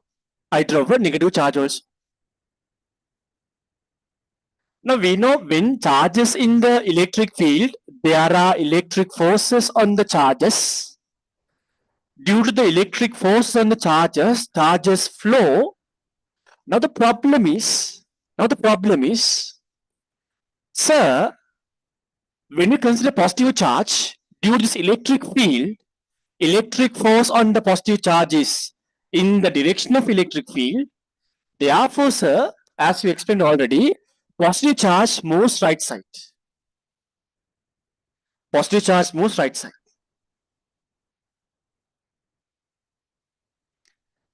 Right? And when you consider negative charge, electric force exerted on negative charge opposite to the electric field. Therefore, sir, negative charge goes to the left side. Now, my problem is, sir, what should be the exact direction of the current? Under the same electric field, positive charge moving right side, negative charge moving left side. What should be the direction of current produced by positive charge? What should be the direction of current produced by negative charge? How to take this? That's the problem. That was the problem. So then, the story. Then now, if I ask you that now, not that much logical story, just roughly I'm telling you to get the idea. It's a kind of stupid story. Now, when you go to the washroom, boys' washroom is like this. This is a symbol. And girls' washroom is this is the symbol that we can see. This is boy and this is girl, right? Okay. Now, if I ask you why girls' washroom there's a triangle and boys' washroom why there's a rectangle, if I ask you what is the logic behind this girl is look like a triangle, is boy is look girl is look like a triangle, is boy is look like a rectangle? No, right? They all are humans. They all are humans. One can tell sir, one girl can tell sir, we don't like triangles, sir. In our ladies' washroom, we need rectangle. This symbol to represent as girls' washroom. So therefore put this triangle for boys' washroom. Now the problem is it wrong? If some people request like this, is it wrong? Not wrong, right? Now then why they have put rectangle as boy and triangle as girl? Because of majority might agree to put boy as rectangle and majority might agree to put girl as triangle. In the case in the team who decided those symbols in the crew, if there are more girls, then they would have put triangle as boy and rectangle as girl. So therefore these are people decisions. Now what have they done because of this issue? Now they came to a conclusion to avoid the issues and concerns. They agreed hereafter a direction of positive charge kept in an electric field. They are hereafter direction of positive charge kept in an electric field.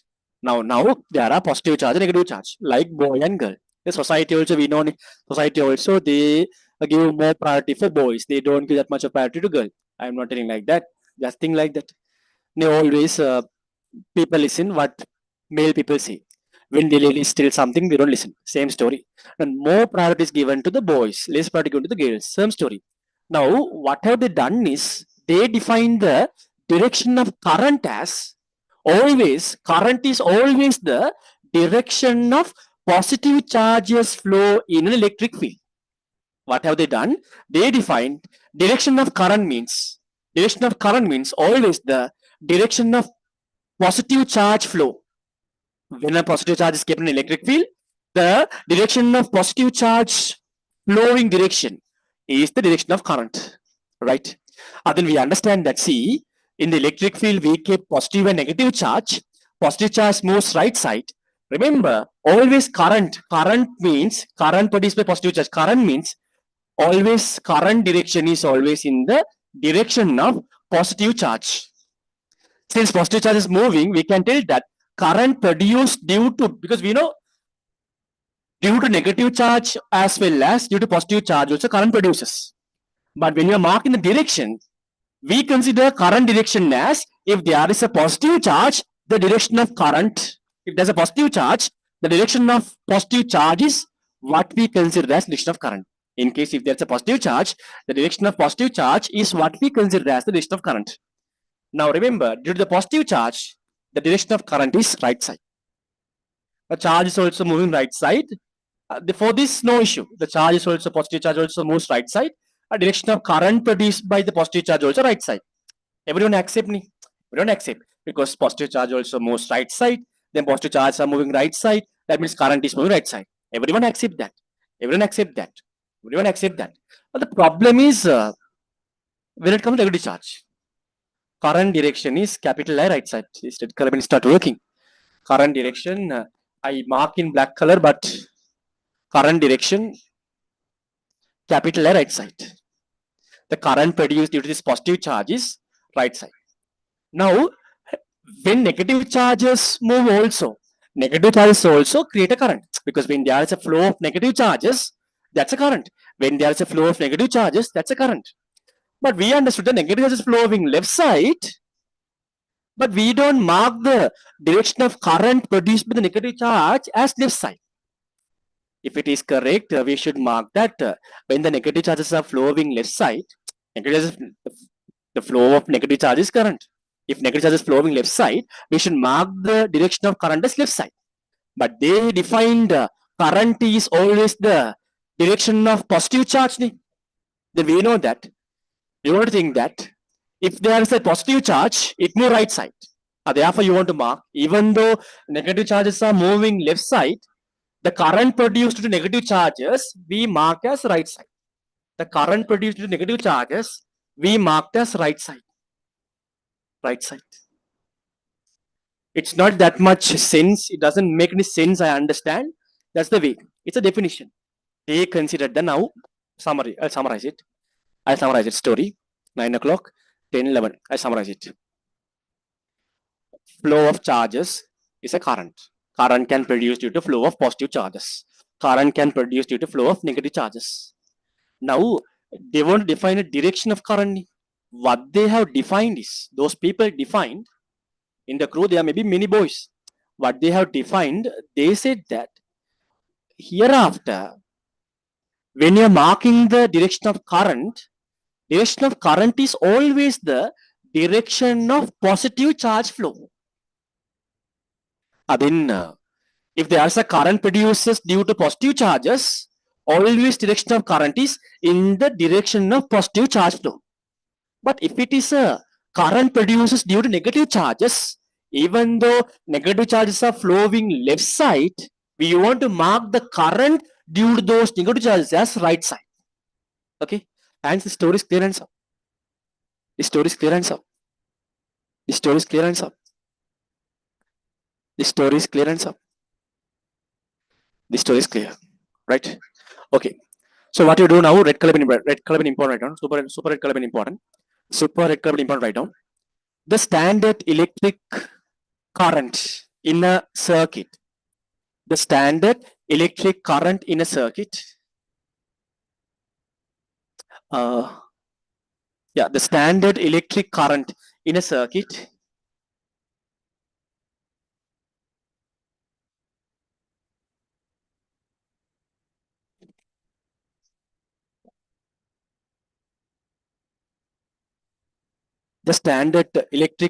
circuit is considered to be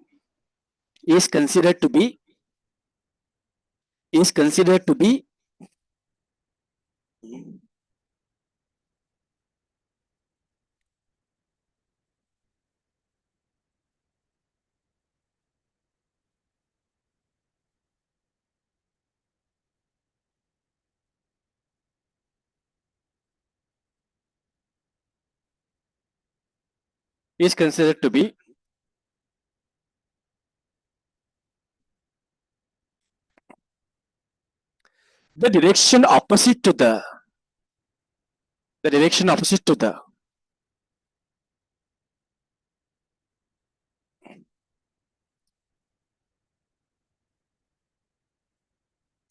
direction of electron inside the bracket negative charges. Direction opposite to the direction of electron inside the bracket negative charges, close the bracket.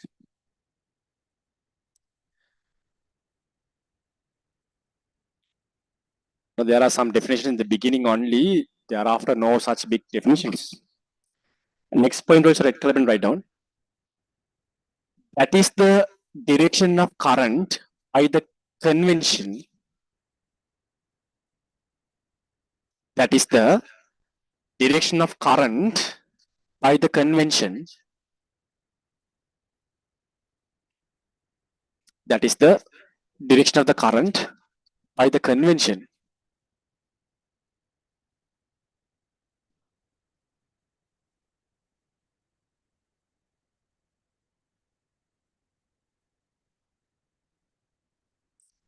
That the direction in which that the direction in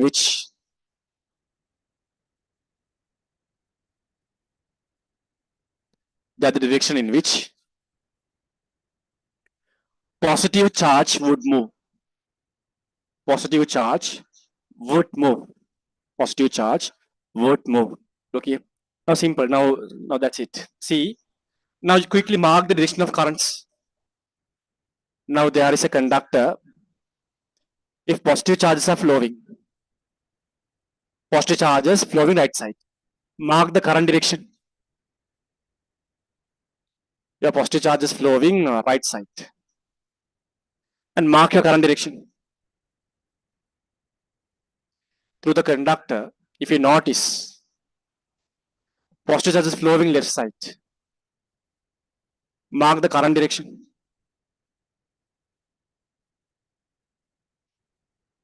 Then we know always current is in the direction of positive charges. Current direction is right side. Current direction right side.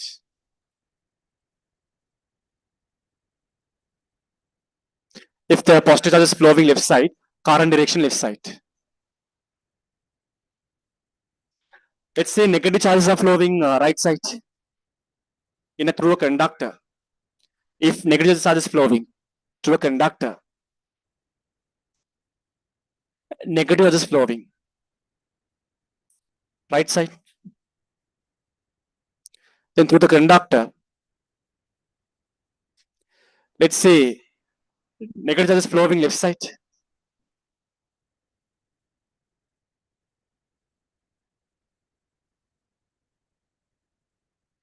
Left side. If the flow of negative charges are right side, current is left side. That's the idea. Negative charges flowing left side means current is right side. Simple story. Done. Very simple story. The story is done. Then I think now you understand these some ideas. Now we are entering into different story. Mean drift velocity. Mean drift velocity. I told you in the beginning, if you can remember, I told you in the beginning, when you consider free electrons in the electric field, because of the electric forces on the free electrons, we might think these free electrons move under acceleration. But I told you, due to the continuous collisions with the atoms and ions, their entire motion is like a constant velocity motion.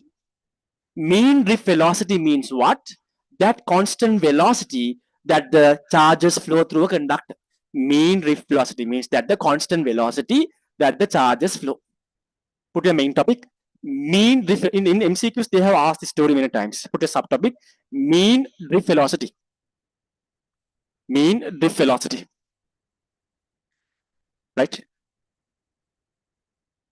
Somehow this week finish this story. Then magnetic field also, if magnetic field is less than this part, current electricity is bit larger theories there. Magnetic field is not that much. If we can finish those two, then right. Last 2 months. Now this month, this week, if I do pass the discussions also, I don't know how many of you will stay till 12:30. Right. First of all, this week I will finish the story because I am cancelling all my classes also.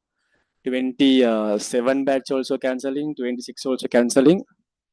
We'll finish this magnetic electricity soon. Then we can do something, right?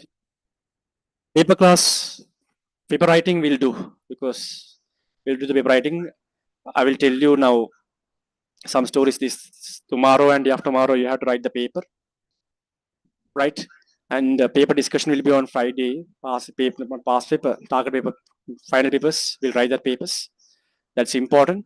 I will give the marks of that final paper 1 essay today night and final paper 2 essay maybe 1-2 days later. Okay, right. Write down under mean drift velocity. Write down in the absence of electric field, comma. In the absence of electric field, comma. In the absence of electric field, comma. When you're writing, try to understand what you're writing. The free electrons in a conductor. The free electrons in a conductor. The free electrons in a conductor moves randomly in all directions. That's what I explained. Okay? In the absence of electric field, if you just take your conductor, if you don't apply a battery, if you don't apply any voltage difference, if you just take a conductor, electrons, free electrons move randomly. That's what I already explained. In the absence of electric field, comma, the free electrons in a conductor move randomly in all directions. Red color pen continue. Therefore, their average velocity is 0. Therefore, their average velocity is 0. Therefore, their average velocity is 0.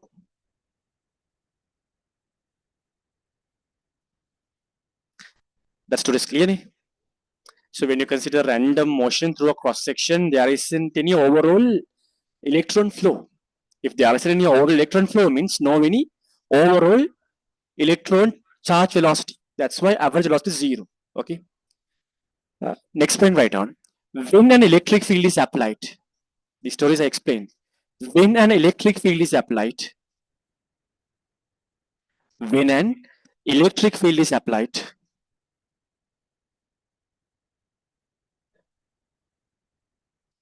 comma, they are accelerated opposite to the, they are accelerated opposite to the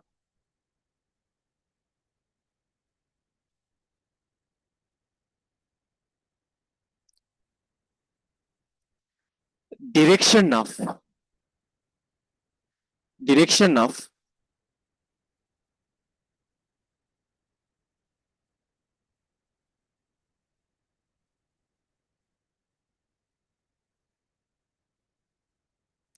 electric field.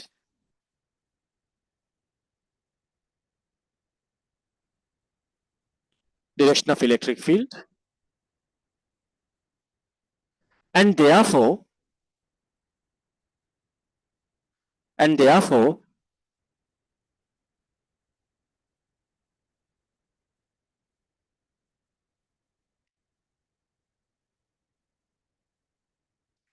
they have a net drift in that direction. They have a net drift in the direction. They have a net drift in the direction.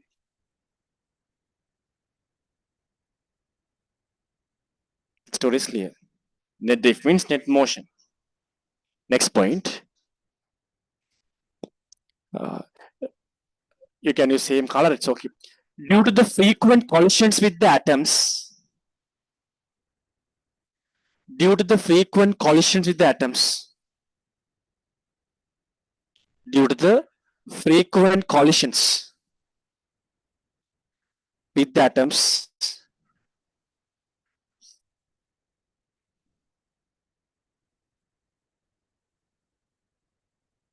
their average velocity is very small.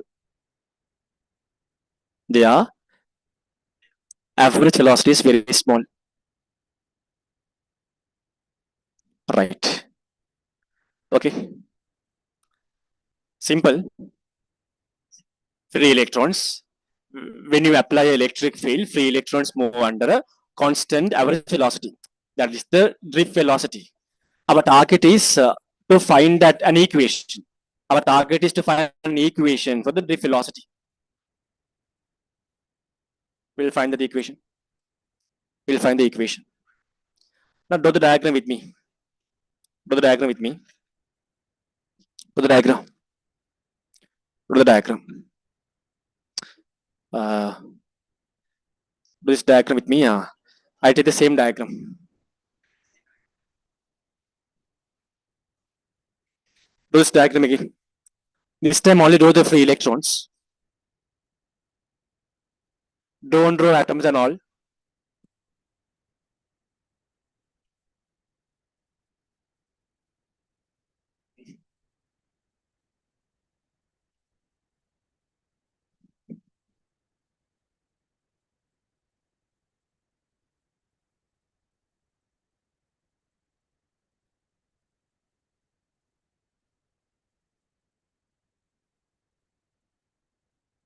And electric field also no need. On it, okay. On it.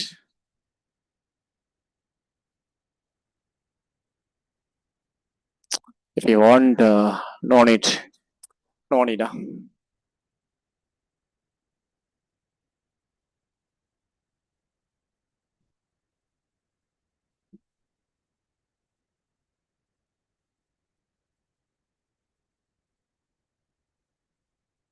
For the diagram.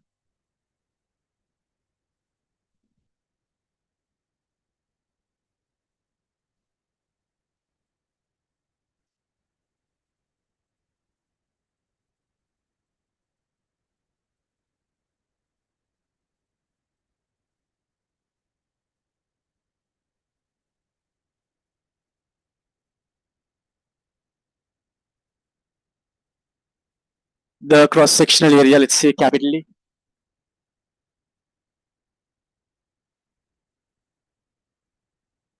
Capital A. And electric field and now this is the positive terminal. This is the negative terminal. That means electric field is, as I already explained, right side. Electric field is right side. You understand that story. Electric field is right side. Electric field indicates the right side. When you consider all the electrons are moving to the left side under a constant velocity. Think hereafter, all the free electrons move under constant velocity to the left side direction. They all are moving under constant velocity to the left side direction. Right. My target is to obtain an equation for that constant velocity, average velocity, if not mean drift velocity. That's my target. Now there are millions of electrons in this conductor, but I only draw one set of electrons. I only draw one set of electrons. Okay. Set of electrons.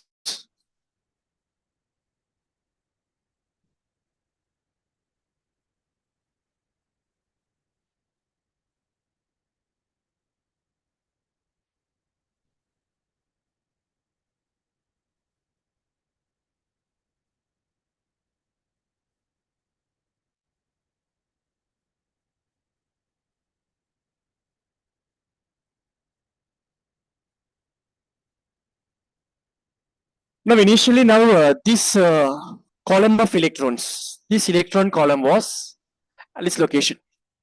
These electrons are moving to the left side under same velocity, under same drift velocity, constant velocity, average velocity. They are moving to the left side. Right. Let's say when this electron column is at this location, the time is simple t0. Time is equal to t0. Time is t0. T0. Right. Now, that velocity of each electron flow to the left side, that is the drift velocity. Drift velocity is Vd. V simple D stands for drift velocity. Drift velocity. Right. Okay. Now, within simple t time, this electron column has reached this location. The time is simple t. They have reached this location. Right. Okay. Now they are here. Now they are here. So here's the diagram. They all are moving under constant velocity Vd. The time is simple t. They have came somewhere here. Right. So step by step we'll derive the equation. Step by step we'll derive the equation. Okay. Right. Write down a point. A point means somehow I write the point and you want to put equal and you want to write something. Equal and you want to write the symbols. Okay. Write down. The distance traveled by the electrons. The distance traveled by the electrons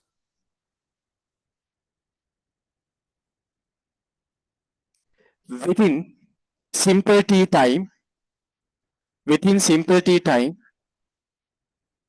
through capital A cross section, within simple t time, through capital A cross section. Tell me.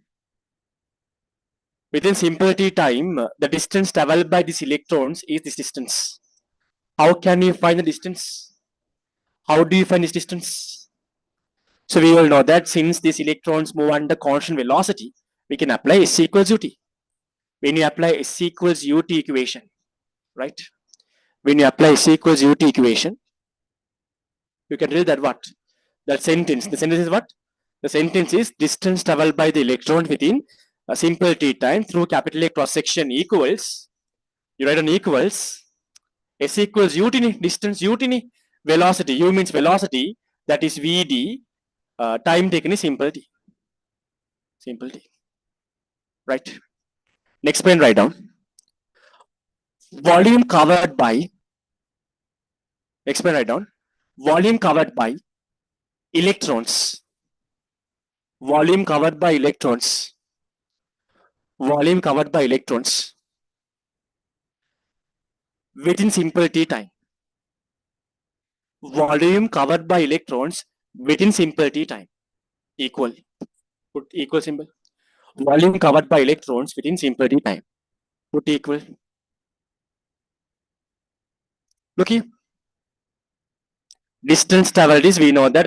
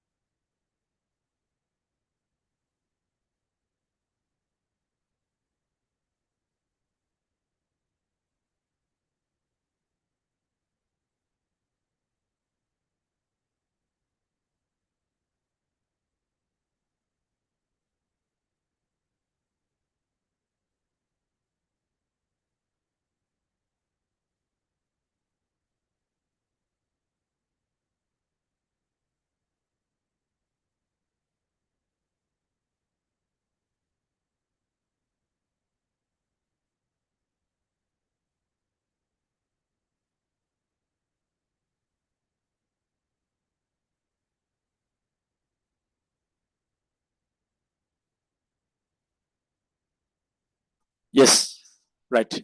Okay. Again, mic charge. I don't know whether it goes down. I am not sure. We'll do. We'll do somehow. Right. Somehow we'll finish this unit 8 this week, and again the last week of August. Again, one full weekend. We'll finish magnetic field also fully. Then we can have a relax. We can calmly. Okay. Okay. Right. Right. Where did we stop? Where were we? Where were we?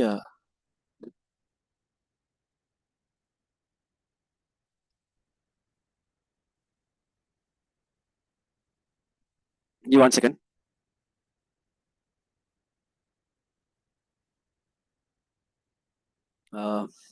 Right.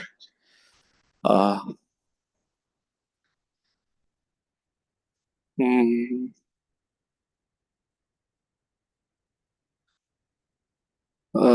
right. Okay. Right. Right. If you notice any issues in the voice, tell me. Right. Okay.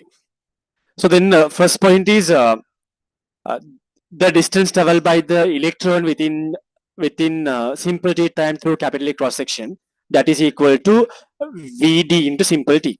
Done. Next line is volume covered by electrons within simple t time equals volume covered by the electrons within simple t time equals. Now look here. Now when the time is t equals 0, these electrons at this location within simple t time, these electron has covered a volume. Within simple t time, these electrons have covered a volume. This much of volume, these electrons have covered.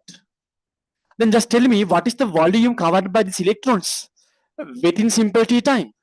The cross-sectional area is capital A. This distance going to be, you found Vd into simple t. This distance is, we all know, Vd into simple t.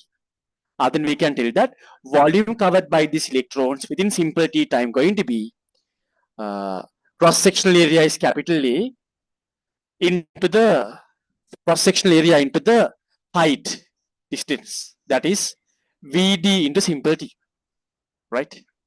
Okay, Vd into simple t. Next line. Next line, write down. Next line. Next line, write down. Next line. The number of free electrons in a unit volume. The number of free electrons in a unit volume. What is that? I defined. We learned the reply, everyone. What does it mean by what is number of free electrons in unit volume? What is that? We learned. Reply everyone chat box. What is that number of free electrons in unit volume? What is that? Number of free electrons in unit volume means what? Reply, what is that? What is that?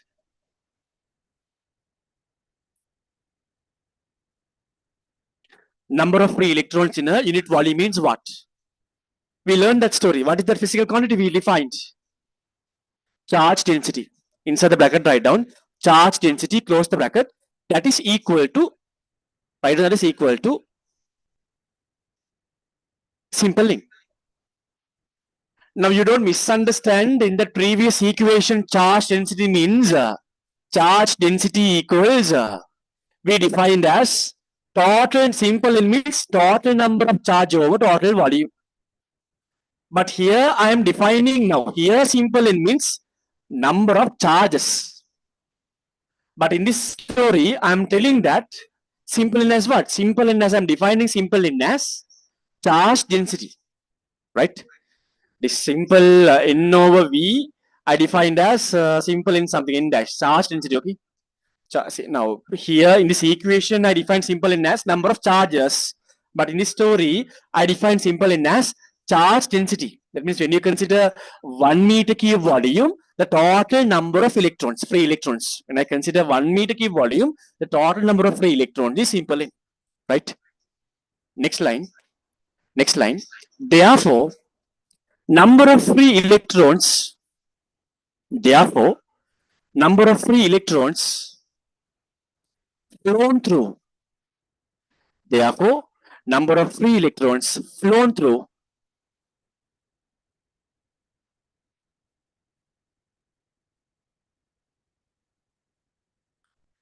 capital A cross-sectional area. Therefore, number of free electrons flown through capital A cross-sectional area within simple t time.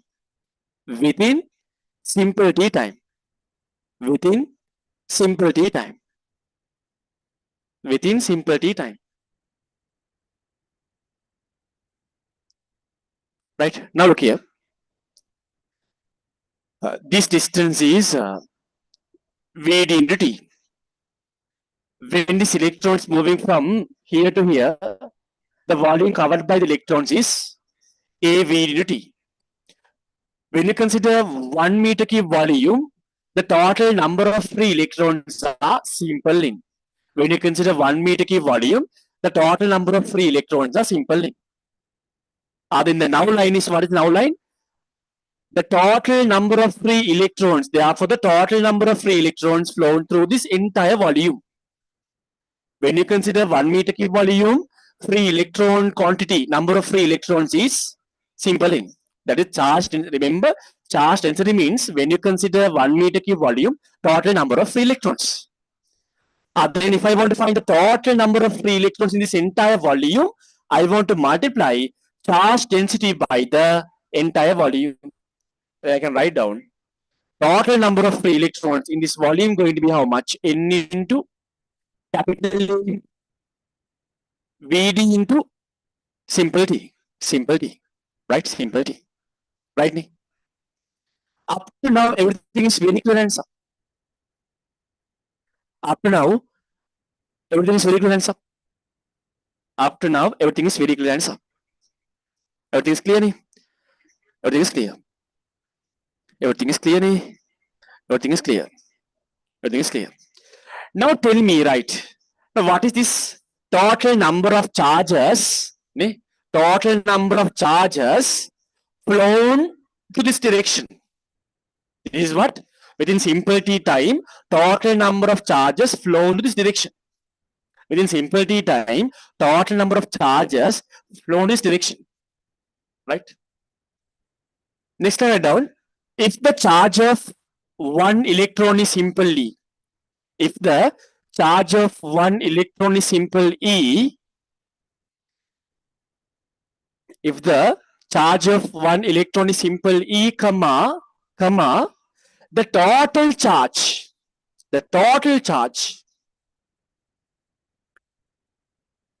flown through, the total charge flown through the volume within simple t time. The total charge flown through the volume within simple t time. If simple is the charge of an electron, the total charge flown through the volume within simple t time. Look here. This is the total number of charges. Within simple t time, the total number of charges is this much. If you want to find the total charge, you want to multiply by charge of one electron. Then within simple t time, the total charge within simple t time, the total charge, this is total number of charge, this one. Total charge means you want to multiply by the charge of an electron. Vd simple t into E. And now we know that current, what is the direction of current? If the negative charges electrons flow left side, direction of current going to right side. Direction of current going to be right side. If I mark the direction of current, right side. Red color pen is not working properly. Normally, any red color pen is not working for me more than 2-3 days. I don't know why. Black and blue working properly. Capital line. Then we can tell that. Just remember the current. We know, sir, current means what? So current means we learned as total charge over total time. Sir, now this is what, sir? Within simple t time, total charge flown from here to here. Then this Q is this much. Then I can write down I as what? Q as what? N into A Vd simplicity into V over time taken is simplicity, current is capital I. Our target was deriving an equation for.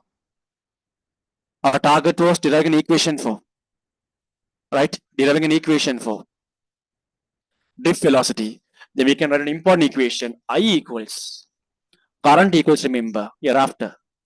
Current equals, remember, charge density, cross-sectional area of the conductor, charge of one electron, mean drift velocity, if not average velocity. I equals NAEVD.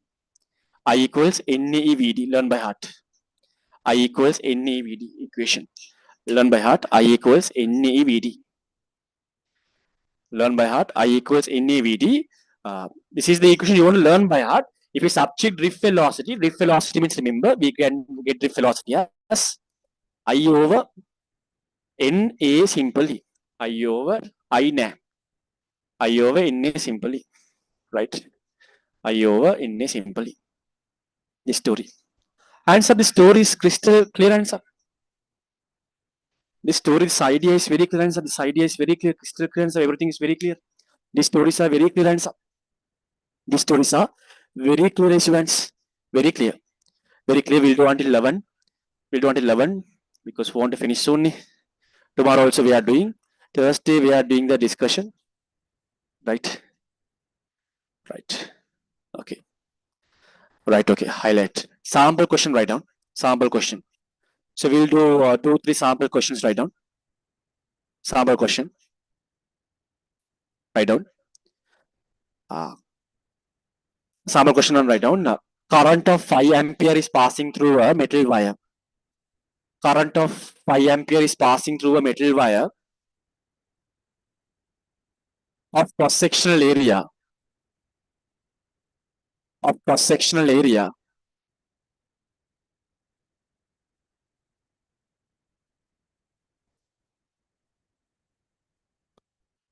Flow into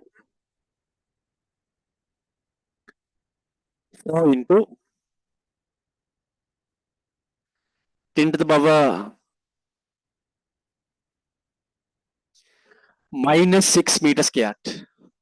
Current of 5 ampere is passing through a metal wire of cross-sectional area 4 into 10 to the power minus 6 meters squared.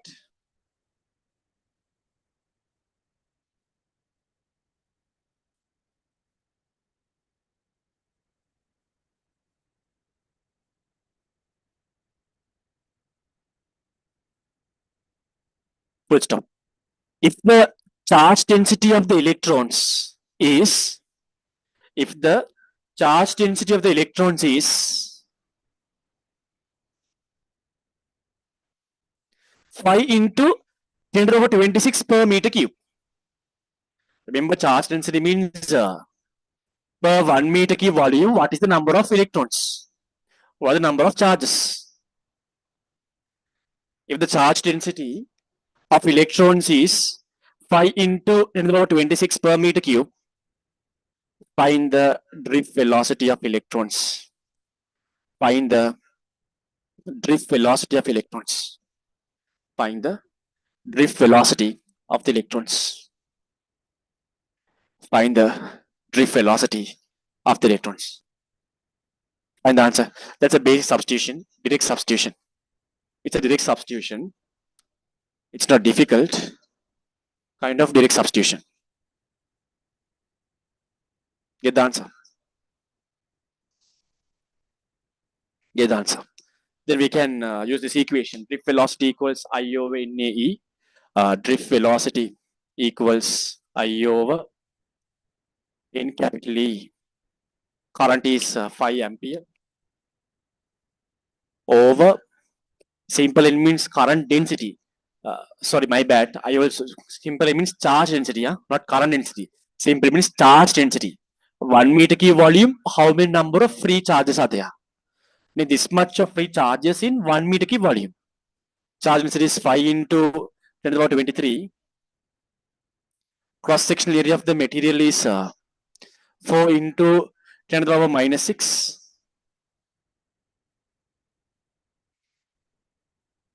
And in the Charge of one electron, we know that 1.6 into 10 to the power minus 19 coulombs. Charge of one electron. Charge of one electron. Right? If we simplify, you get the answer. So we don't simplify this, we have no time. Sample question number 2, write down. Question number 2. Question number 2, write down. Still write down. Question number 2, write down. Question number 2, write down. Question number 2, write down. Write down. A current of 10 ampere is passing through a copper wire. A current of 10 ampere passing through a copper wire.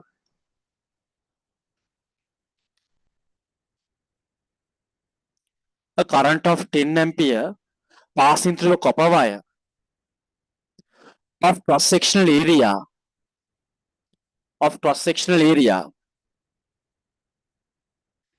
3.31 into 10 to the power minus 6 meters squared. 3.31 into 10 to the power minus 6 meters squared. A current of 10 ampere is passing through a copper wire of cross-sectional area 3.31 into 10 to the power minus 6 meters squared. Full stop.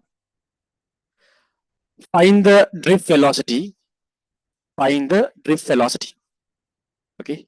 Find the drift velocity. Full stop. Find the drift velocity. Full stop.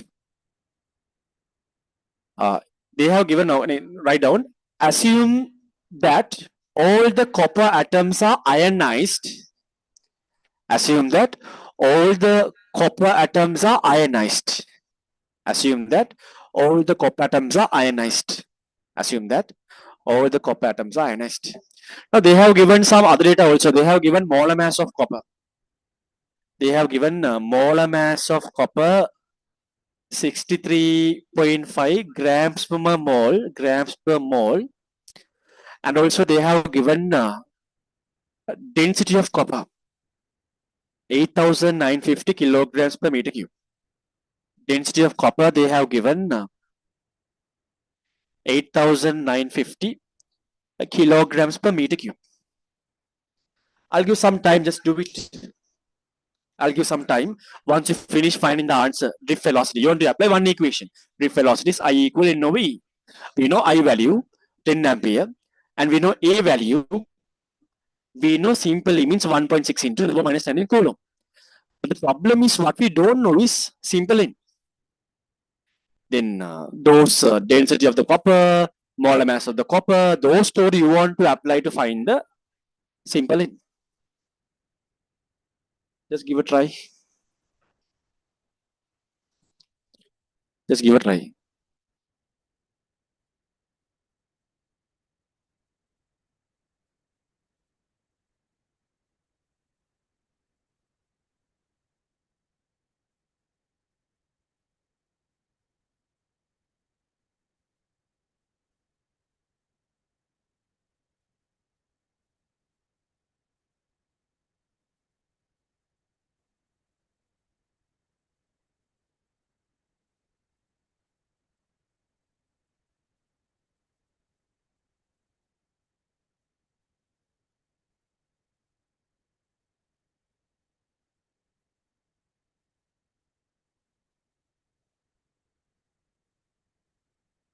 Just give a try. Once you finish, answer.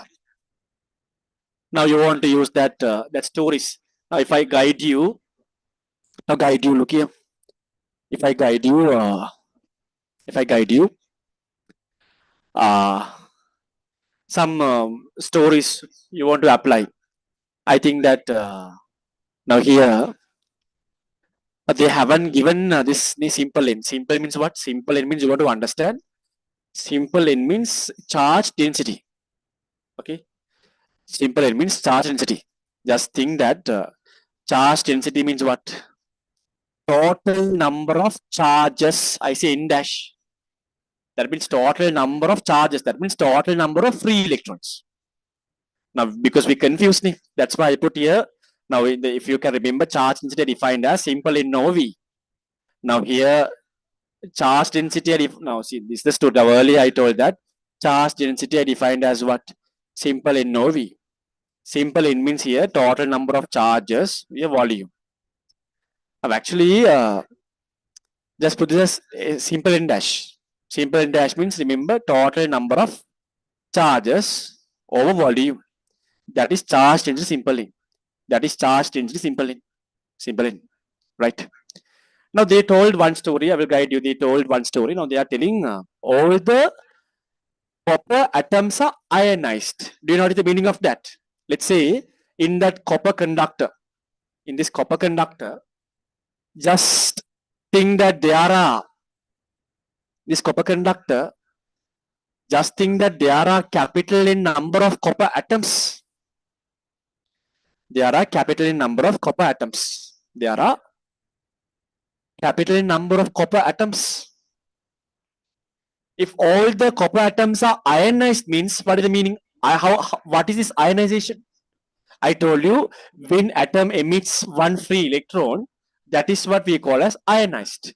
When an atom emits one free electron, this is what we call as ionized. Remember, for an example, in this conductor, copper conductor, if I say capital in number of atoms, copper atoms are there.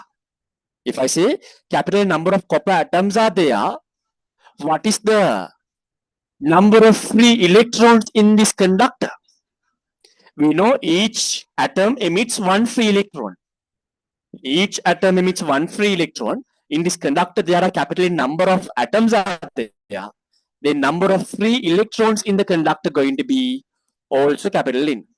Number of free electrons also going to be capital N. Number of free electrons in this conductor going to be capital N. That is one story, right? Now that means if you can now here you can find the number of free electrons in the conductor. If you can find the number of atoms in the conductor, therefore try to find the number of atoms. To find the number of atoms only, you know the stories. To find the number of atoms only, you know that. Now it's really confusing, ne? Because simple N means number of moles also we are using simple N. Number of moles also we are using simple N. Therefore it's confusing because number of moles also we are using simple N. That's a story. We'll do like this. We'll do in the definition charge density. Just write down charge density we wrote as simple N over V. Just mark it as simple N dash over V. Charge density just mark it as simple N dash over V. Right? Hereafter remember simple N dash means number of charges. Simple N means charge density. Now okay. Charge density equals number of charges over volume. Right. Okay. Right. Now look here. When you consider this copper conductor, how can I find the look here? How can I find the, let's say, volume of the conductor is capital V? Look here. Look here. This story. Not difficult. Not difficult. It's not difficult.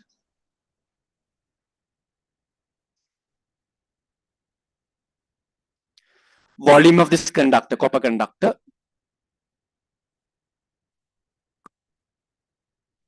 Let's say capital V.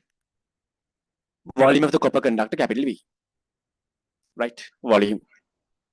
And we know that in this copper conductor, there are, let's say, capital in number of atoms. There are capital in number of atoms. There are capital in number of atoms. There are like this capital in number of atoms. Total number of copper atoms. Capital in. Then we know some equations. Number of moles. Number of moles. Forget about the story. Number of moles. Simple in. If not, I put simple in double dash. Number of moles equals total mass of the copper conductor over molar mass. Okay, this story we know. And we know that mass of the copper conductor means mass means we all know volume into density. That's what we know.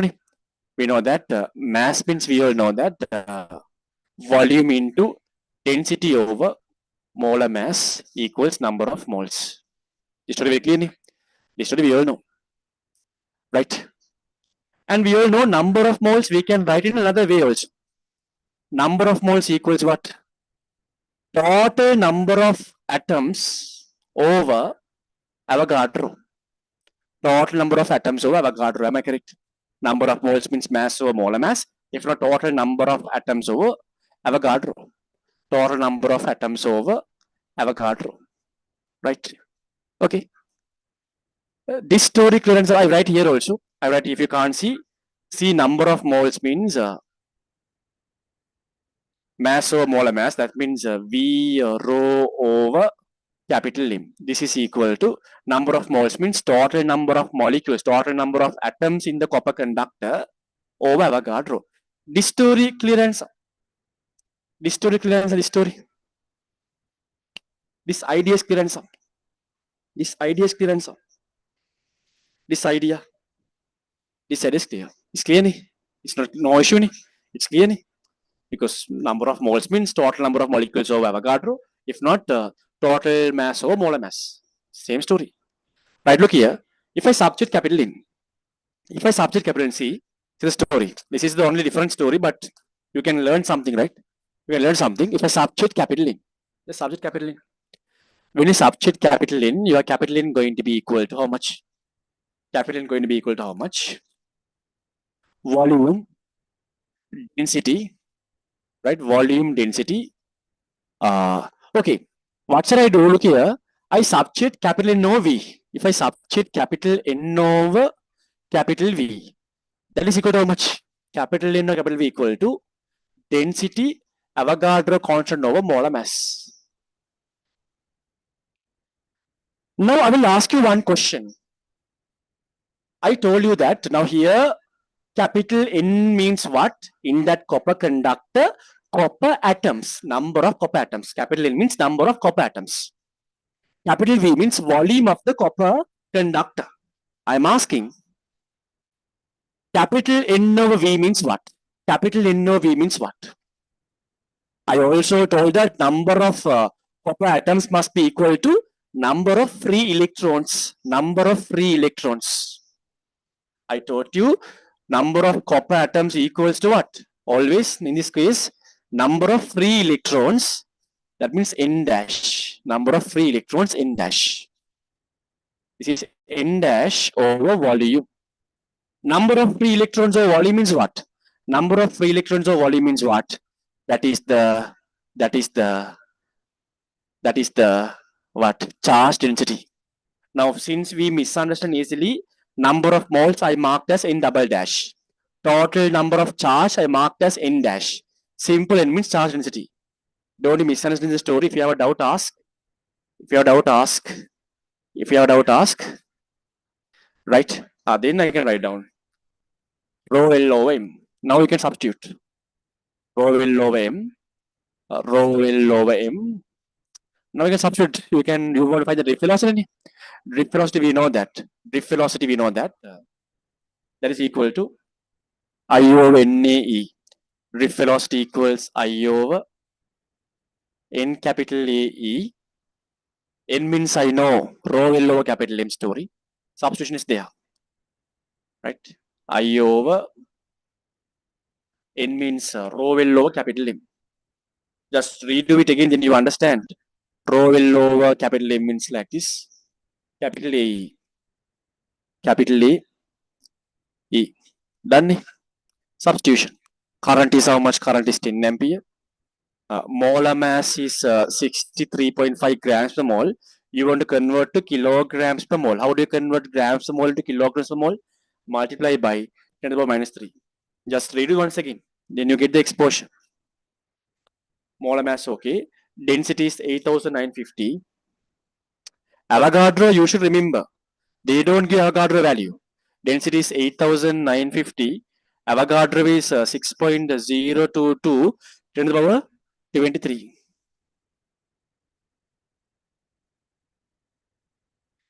Cross-sectional area. That is 3.31 something.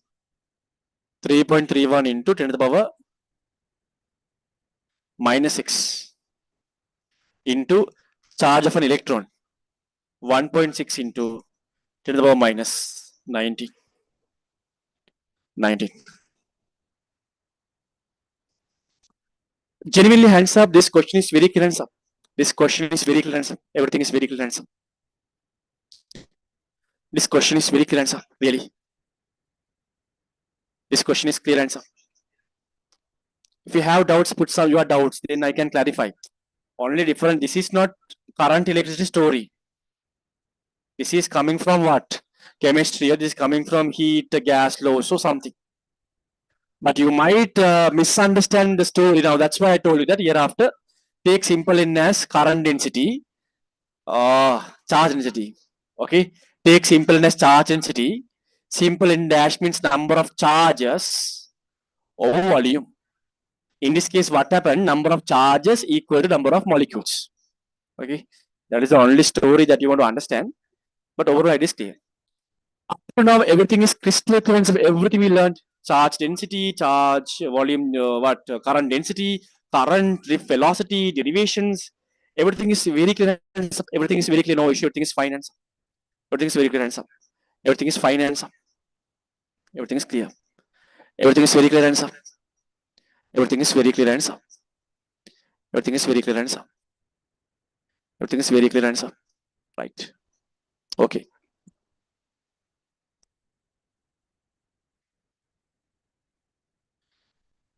Right. Now you can talk about different stories. Resistance story will somehow till 11 o'clock we are doing need a break answer. I gave a break also. Need a break answer. We'll take a break and we'll start the next story answer. Need a break. We'll take a small break and we'll start till 11. Need a break answer.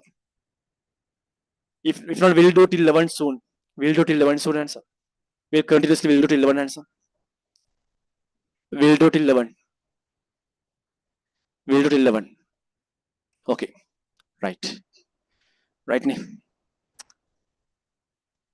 Okay, one last point write down before going to the news story. One last point write down. Now remember now, when you find this calculate this drift velocities of electrons flowing in a conductor, normally this drift velocity is very small. This drift velocity is very small velocity, right? Red color pen write down important. Red color pen important write down. Although the electric current pass very fast, although electric current passes very fast through a conductor, although electric current passes very fast through a conductor, comma, the mean drift velocity is very small. The mean drift velocity is very small. The mean drift velocity is very small. The mean drift velocity is very small. Now you might have a problem, sir. Okay, now in our home, wires means what? So wire is a kind of a cylindrical copper conductor. So when we consider our wire, our cables, our laptop wire, mobile phone charges, they all are kind of cable that is basically inside that inside that rubber insulating material. Inside there is a kind of copper conductive material, copper kind of cylindrical copper conductor. So now even though all our home electric wiring also made with kind of copper conductor. So now you told that now, okay, in the you consider a cross section of the copper conductor, and you taught us how these charges flow, how the current happens. When the electrons flows one direction, current flows other direction. When the electron flows, that is what we call as current. When electron flows through the copper wire, that is what we call as current. That story very clear, sir. Now then you told us these electrons flow as a uniform average velocity. That is, you told us drift velocity. So I have problem. Now you told this drift velocity is a very small value. And minus 6, 7 something, very small value. But I have a problem. So when you switch on, when you switch off, immediately current passes and this light is switch on. Right? When you switch on, immediately, within a fraction of second, current passes through that light bulb and that light switch on, right? But you are telling drift velocity is very small. Why then quickly current flows? Why difference is smaller? You might have a problem. So you will learn that story like this. I will tell you that like this. Uh, just think why. Just think why. Just think why. That question, think why. I will tell you in upcoming stories. You will learn the story because in the circuit is full of free charges. Okay. Normally you are. This is you will learn the story. This is your light bulb. Right. This is your light bulb. Right. This is your battery something. So when you switch on, you will learn the stories. Now already what's happening? Already this conductive copper wire have electron throughout the path.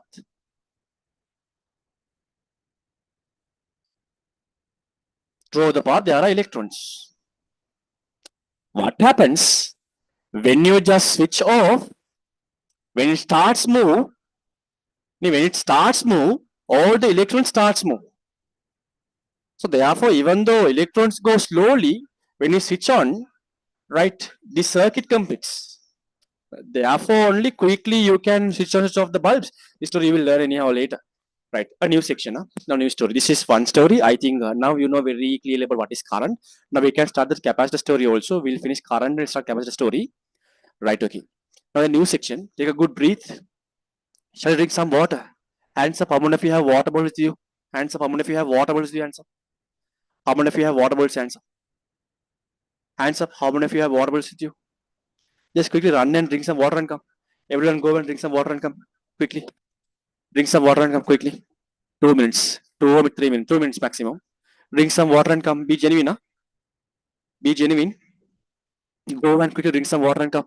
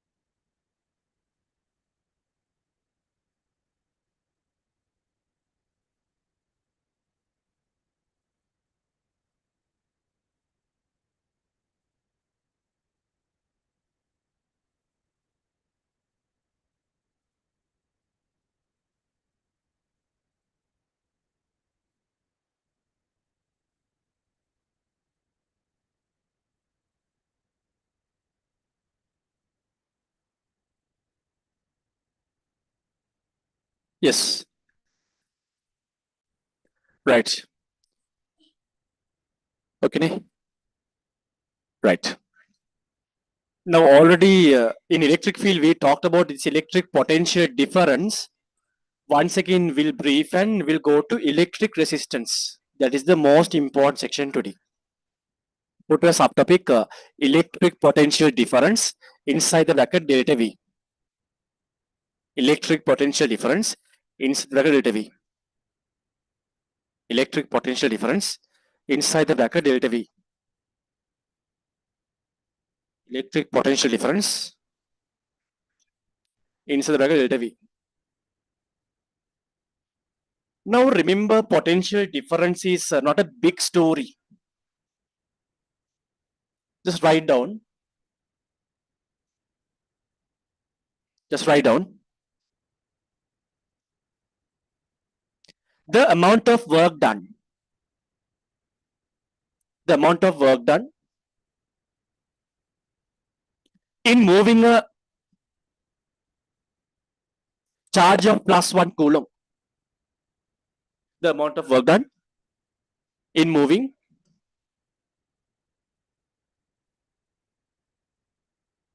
a charge of +1 coulomb. A charge of +1 coulomb.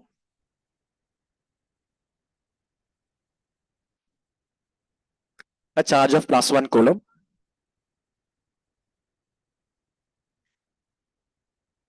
between the conductor terminals. Between the conductor terminals. Between the conductor terminals. Between the conductor terminals is defined as potential difference. Is defined as potential difference. Is defined as potential difference. Right. Now you don't need to bother that much. I will tell this idea in upcoming section. We will learn EMF, electromotive forces. Then I will teach you the story properly. Put your main topic, electric resistance, simple, capital R. Simple R, okay, capital R. Electric resistance, capital R. Electric resistance, capital R. Capital R. Right, today we are dealing with stories only. In current electricity, mainly we are dealing with electric resistance. Everywhere, any question when you go to electricity, there are resistance stories. Right. Okay, write down. Write down. A point. Electric resistance is a measure of electric resistance. Resistance is a measure of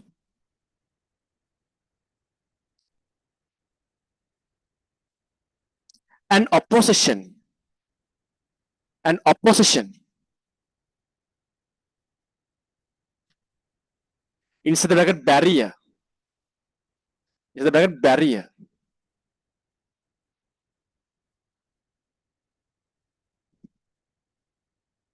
So the bracket barrier.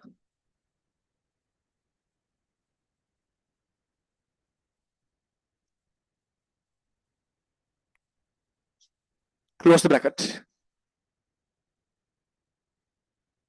To flow the current. To flow the current. To flow the current. Right. Look here. Do you think through a conductor? Through a conductor. Okay, very important story. Now stay focused and learn.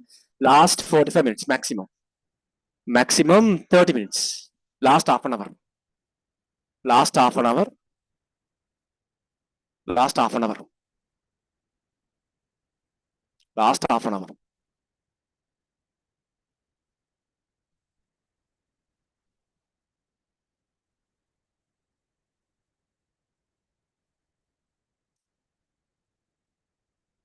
Last half an hour.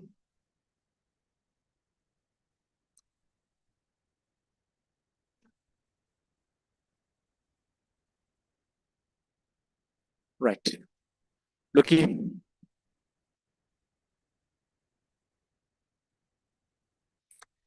Now, do you think that when these electrons passing through a conductor, do you think these electrons can easily pass from one side to other side?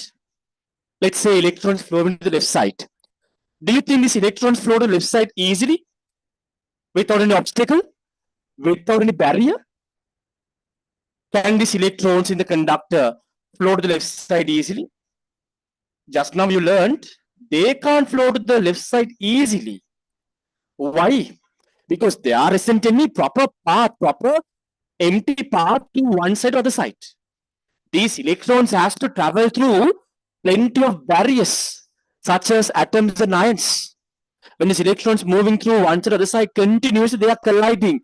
Continuously they are colliding. Again, they are finding a kind of small void space. They are entering into that void space. Again, colliding with another atom. Continuously colliding, collisions. There's a huge barrier for the electrons to flow. Right? If we can measure that barrier, somehow, if we can define a kind of physical quantity to define that barrier, how much of barrier is there to flow against the current? That barrier, that is we measure in resistance. Resistance simply measures how much of barrier is there to flow the current. The barrier to flow the current is we call as resistance, right? Because that's a story. So then this barrier depends on now, very simple name. Just think when the cross sectional, just consider water flow. There's a water flowing through a pipeline. There's a water flows through a pipeline, right? So then what can you say about the cross section area?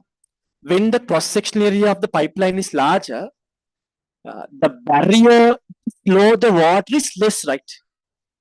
When the cross section area of the pipeline is narrow, very small, there is a kind of high barrier to flow the water through that pipeline. Likewise, just consider there are some stories. Let's consider now you are in a bus, fully packed. The bus is fully packed with people. Right now you want to get down, you want to leave from the bus. So this is your front door of the bus. In the case now, just say there is no back door. Currently you are in the corner of the bus. This bus is fully packed. Then what can you say when the distance to the door is larger? If you are is at far from the door, the barrier to reach the door is larger, right? So likewise, when you consider current, resistance, right? Simply resistance means the barrier to flow the current. So this resistance depends on some factors also. I will tell you that story. I think you got an idea about what is electric resistance. Okay, remember electric resistance means, as I explained already, measure of opposition in front barrier to flow the current. The units of, write down, the units of resistance is OHM ohms. The units of electric resistance is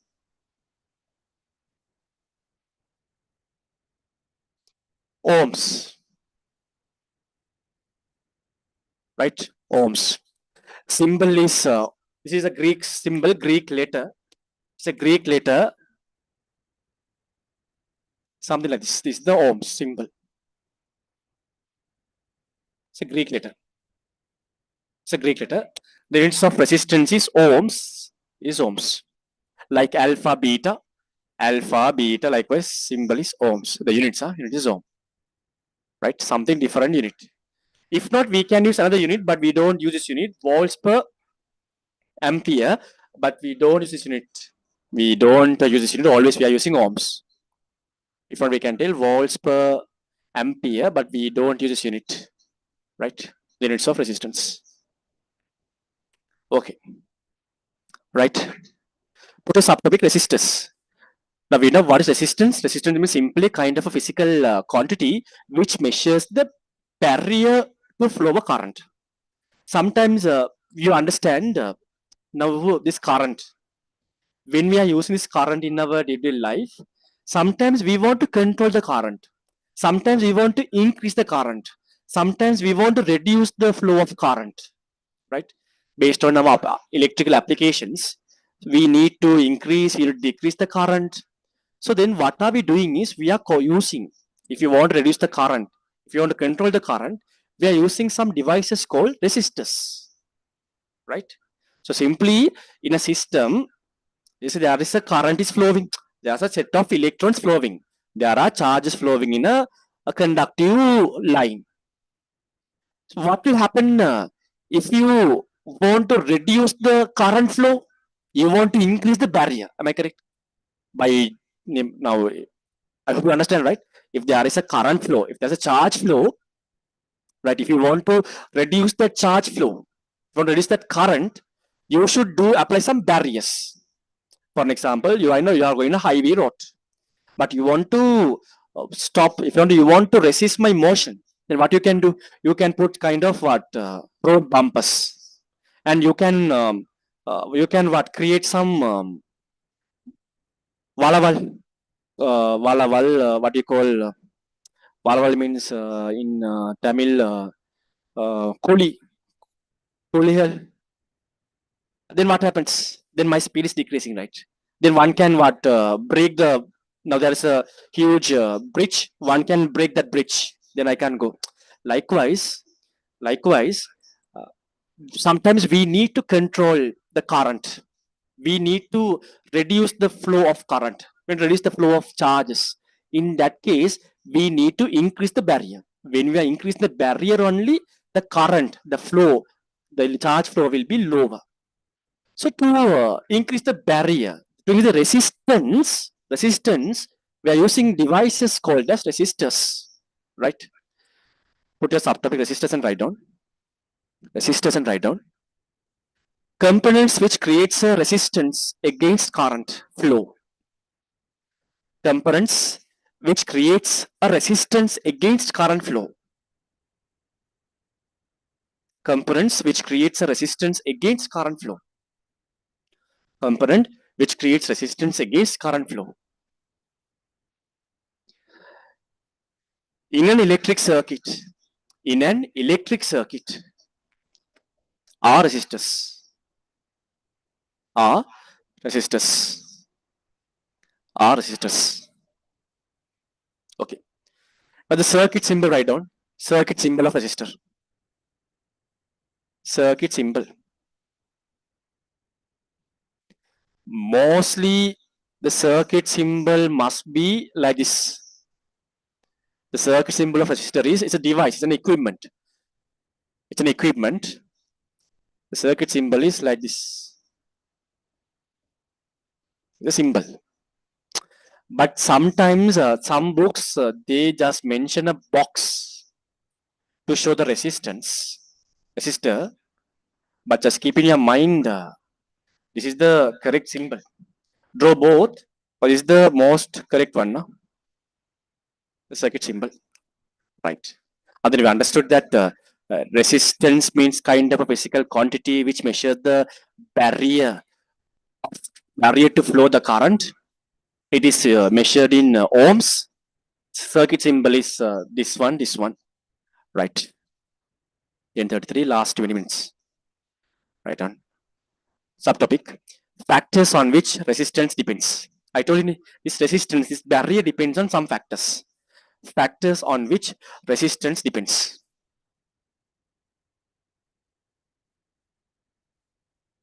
Number one is length of the conductor inside the bracket simple L close the bracket.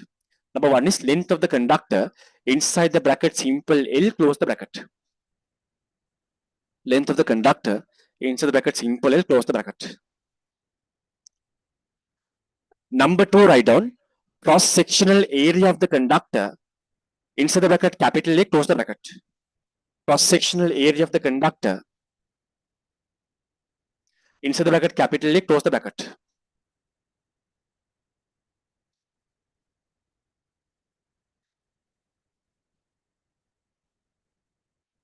Third one is temperature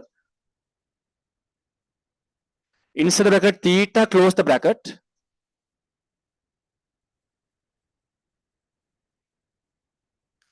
Fourth one is properties of the material. Properties of the material. Properties of the material. Right. Now there is a current passing to this conductor.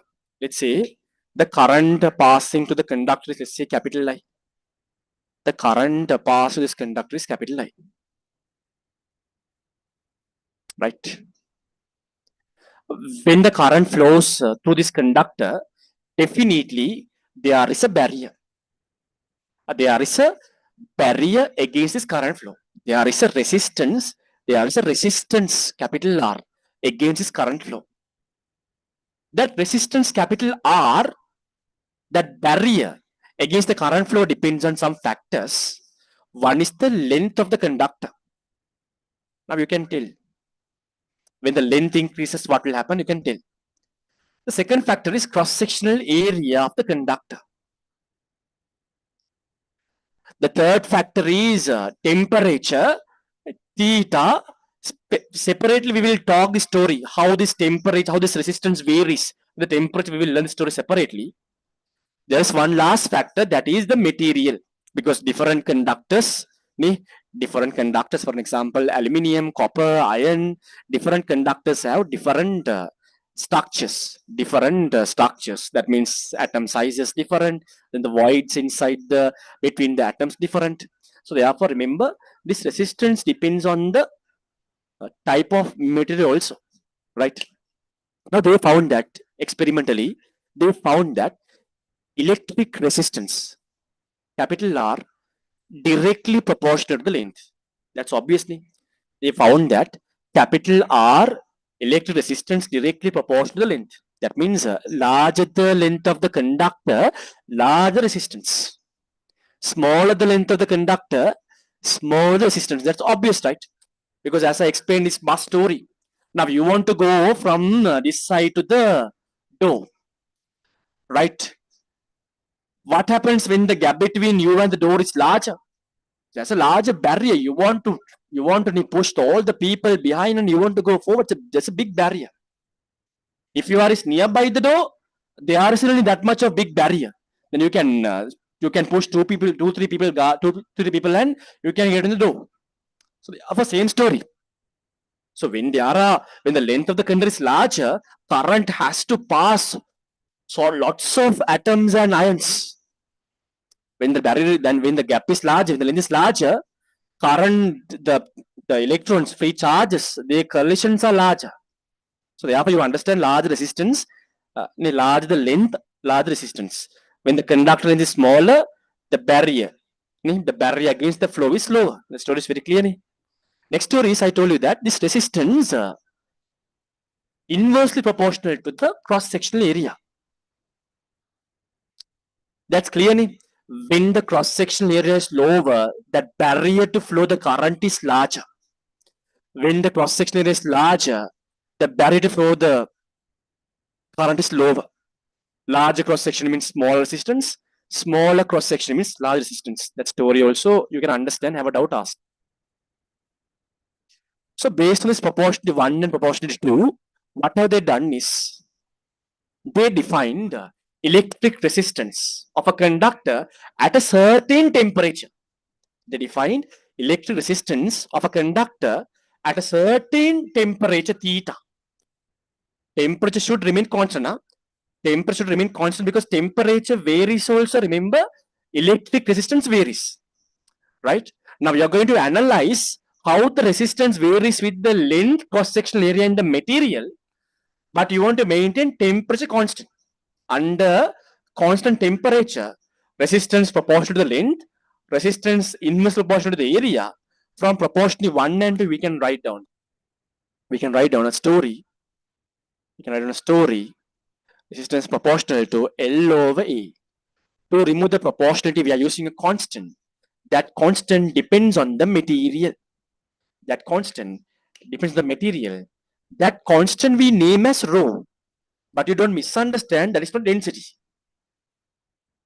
Rho L over A final equation must learn by heart. Very important equation. R equals rho L over A means very important equation.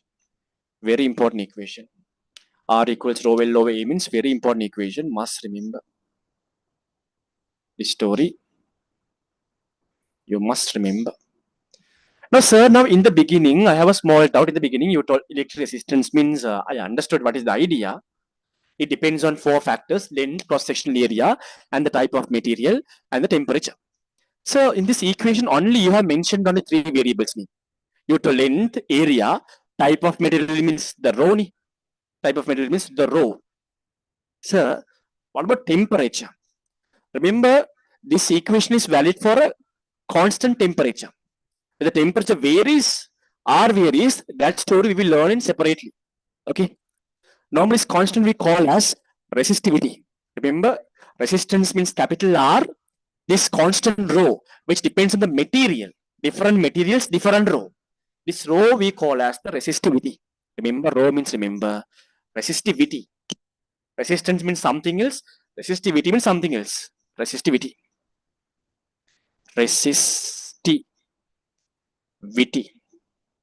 Right. Hands up. The stories are very clear. Hands up. I think it's very clear. Hands up. The story is clear. Hands up. The story is clear. Hands up. The story is clear. Hands up. Clearly. Write down quickly. Write down quickly. Before starting here, write down at a given temperature, comma. Highlight at a given temperature. At a given temperature, comma. Resistance of a conductor. At a given temperature. Resistance of a conductor. Resistance of a conductor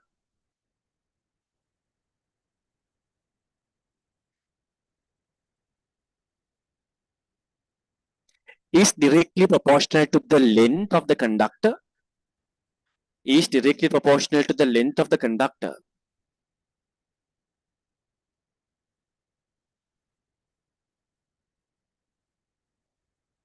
Is directly proportional to the length of the conductor.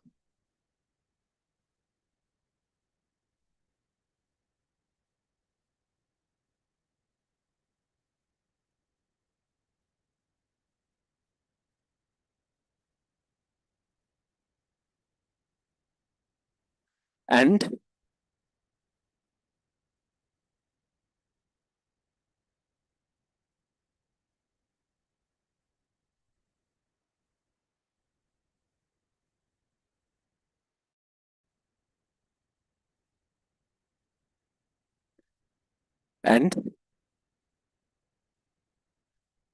inversely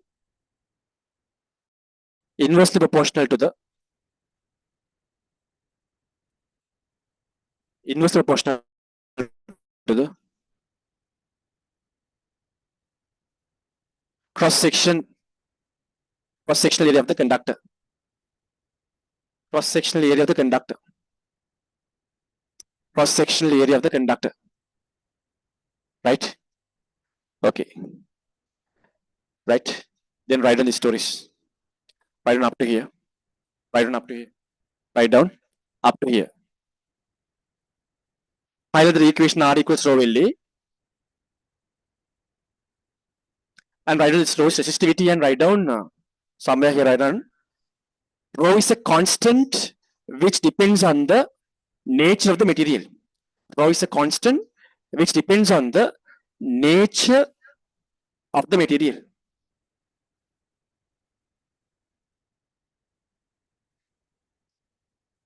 Right? Okay. Right? Then subtopic resistivity is in the bracket rho, close the bracket. Resistivity